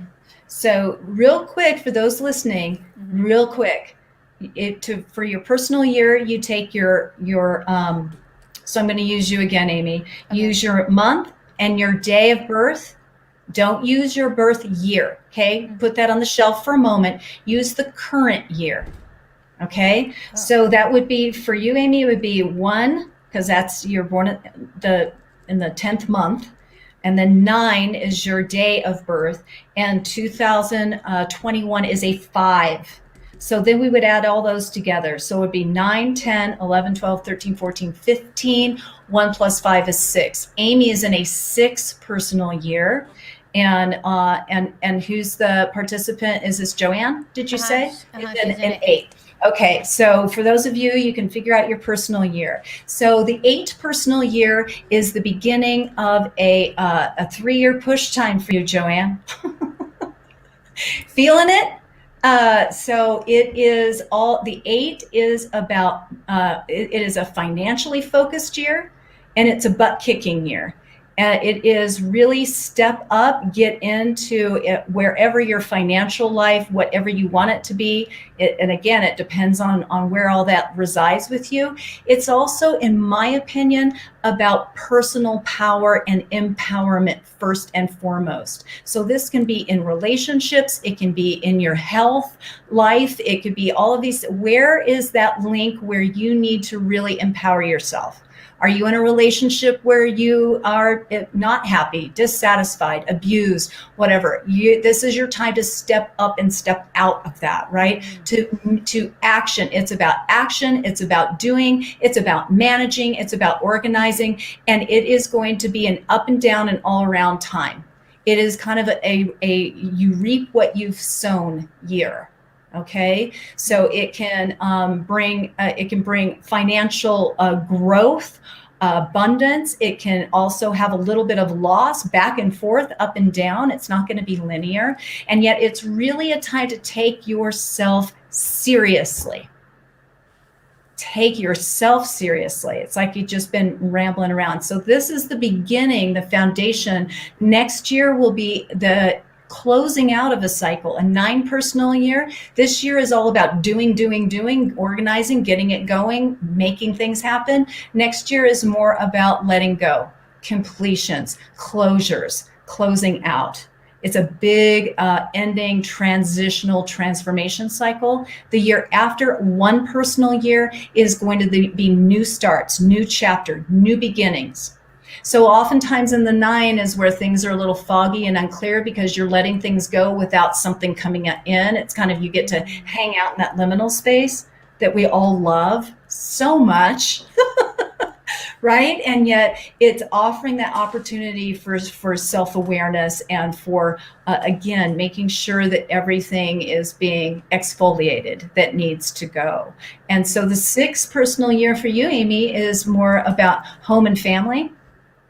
It's more about responsibility, and it's about relationships. It's a relationship evaluation year, primarily, as corny as it sounds. How's my relationship with me? Who am I right now? Yes. Who do I want to be? How do I love others? And how do I want to be loved? And how is that showing up in my life? How is that aligning? Very magnetic for business, very good for that, as long as it's, again, service oriented. The 6 is that nurturing presence, that service orientation, and yet it's also higher levels of responsibilities this year, however that might show up for you. Thank you. Mm-hmm. So, whoa, sorry, my thing here.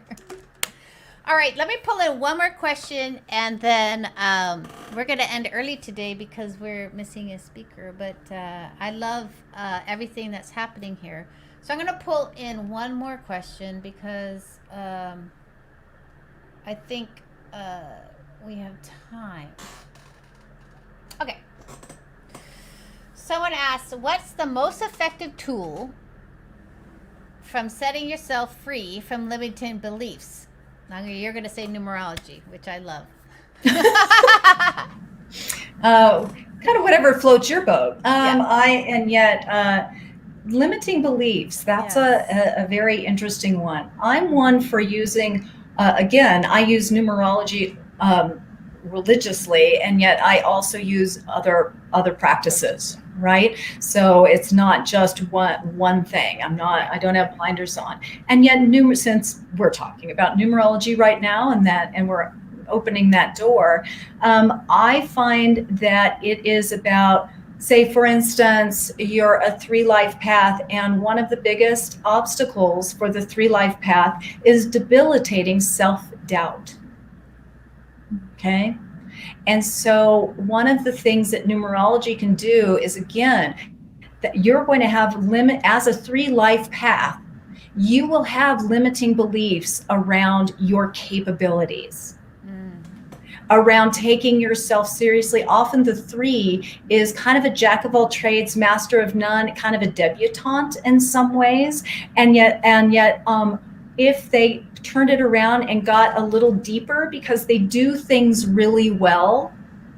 And so they kind of, like you were talking about before, Amy, they devalue it.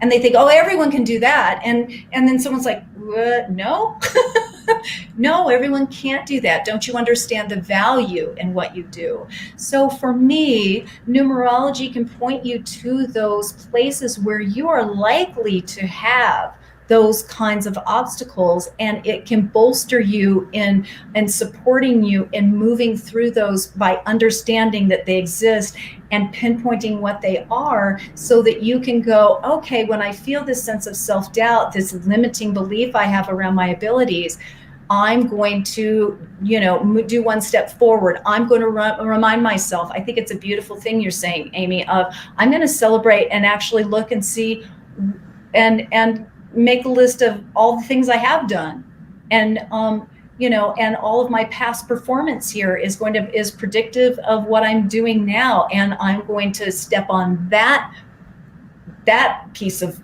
property rather than over here in this cesspool. And so numerology can point you to where the locus might be of those limiting beliefs, so that you can dismantle them more easily, I think, or more effectively. Effective, yes.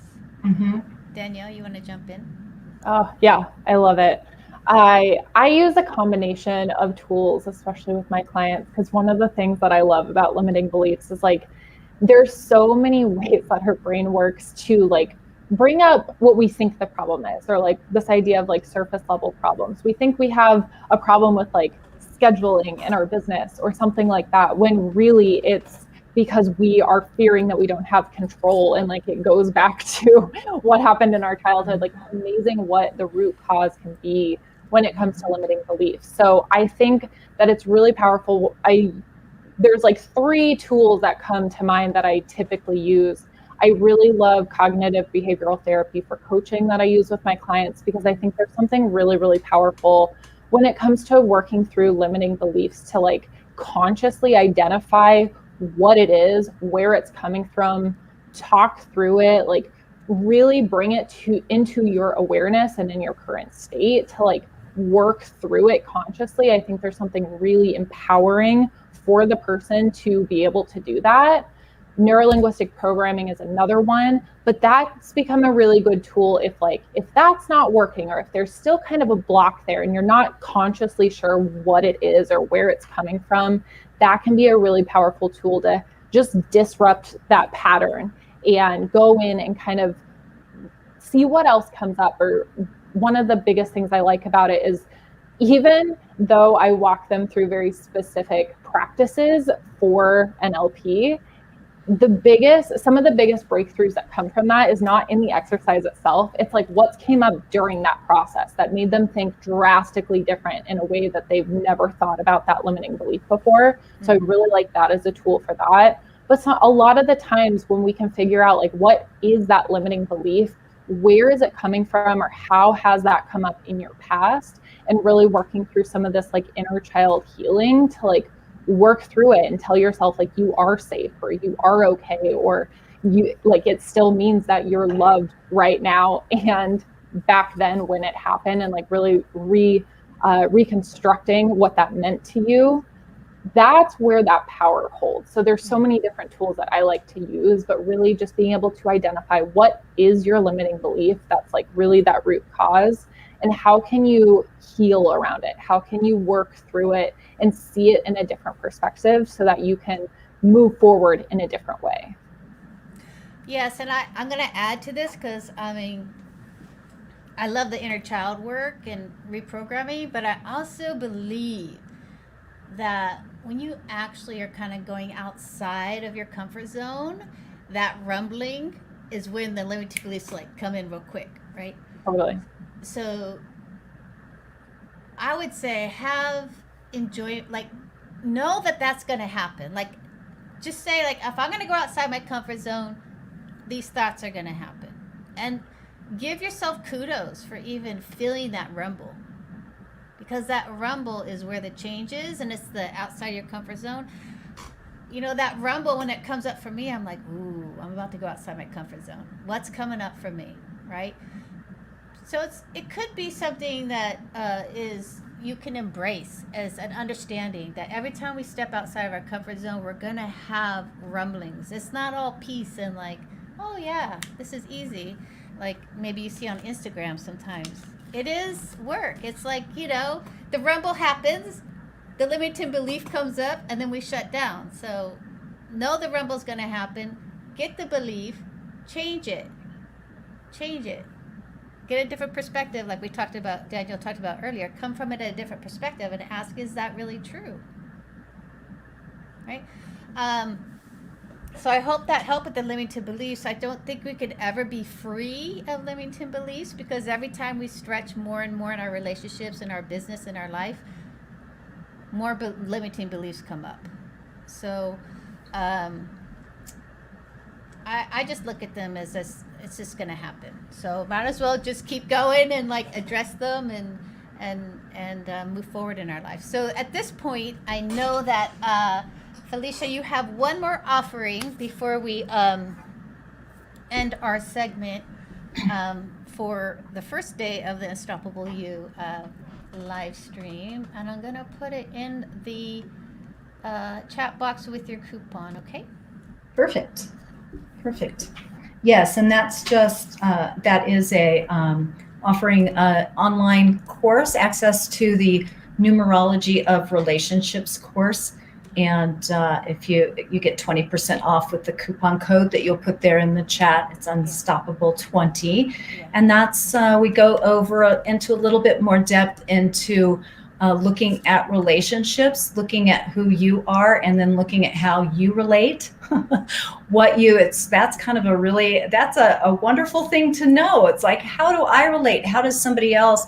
When do we get people? When do we not? And what do I want? Right? Because oftentimes our relationships get frustrating when we're not in simpatico with the person in terms of, I want and need this other person is over here and I don't understand why. It's almost like knowing your love language, right? And so we look at your life path number, we look at your soul urge. That's something that I like to look at. It's like, where are you in your heart space with another partner? And then also with your maturity number, which is, are you in partnership going kind of in the same direction, right? Because we all know in relationships we'll often hit places where we diverge, where, you know, our partner starts going one direction and we start going another.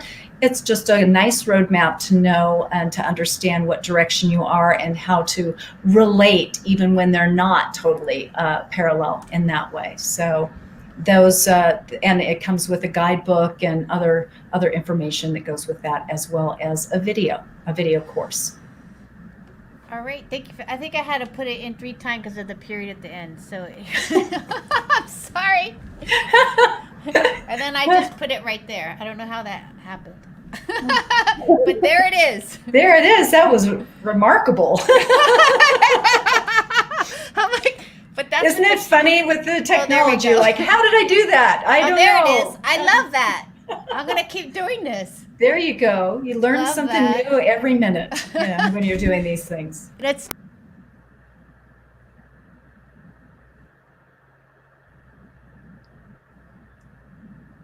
Oh, we lost you, Amy, in terms of, I think you're on mute now. There we go. And then the coupon is on there too. So I thought that was the last one I tried to do, but okay. So Danielle, let's talk about your coaching session. Oh, cool. Sounds good. Amy, I think I don't know if it's my sound or yours. But yeah, so I have an individualized personal coaching session that you can do with me. So whether you are looking to get unstuck and work through your limiting beliefs, or just turn some ideas and confusion into action to really get that clarity and direction that you need, it's a 1-hour coaching session for $197. You also get personalized action steps and a recap to help you move forward after our coaching call as well. So There you. Now that I found a toy, I'm gonna. All right. So that is our Unstoppable You first day. As I said, I'm fascinated. I'm robotic. I'm fascinated by numerology, and I'm in grace with Danielle's mindset. And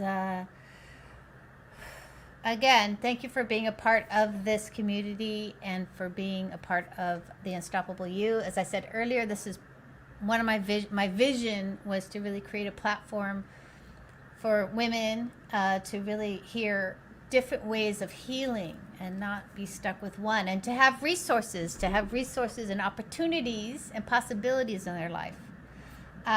So thank you, Felicia, and also Danielle, for your beautiful words and times, and so fascinating and also so loving. You know, I love all the women that always come on these platforms. You guys are always so generous and giving and funny, and it's always a beautiful experience.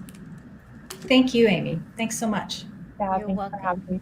All right, have a beautiful rest of your day. Thank you. Joanne says thank you, very helpful. Love you. And thank you. Bye-bye. All right, everyone out there. Woo! Well, oh yeah, Felicia, wonderful session. Danielle, looking forward to tomorrow. Tomorrow's going to be awesome. Tomorrow we start at 9 a.m. till 3. It's going to be a marathon day.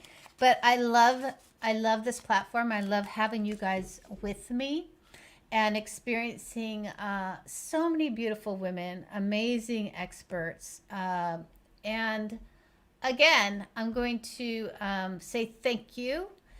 And thank you for being a part of the community. And go out there and have a beautiful rest of your day or evening for some of you. And we will see you tomorrow. So Zan, thank you. Yeah, you're welcome, Zan. It's so great having you here. Joanne, so great. Candace. Oh, my started cutting off. But hopefully you can hear me. All right, have a beautiful rest of your day. See you tomorrow.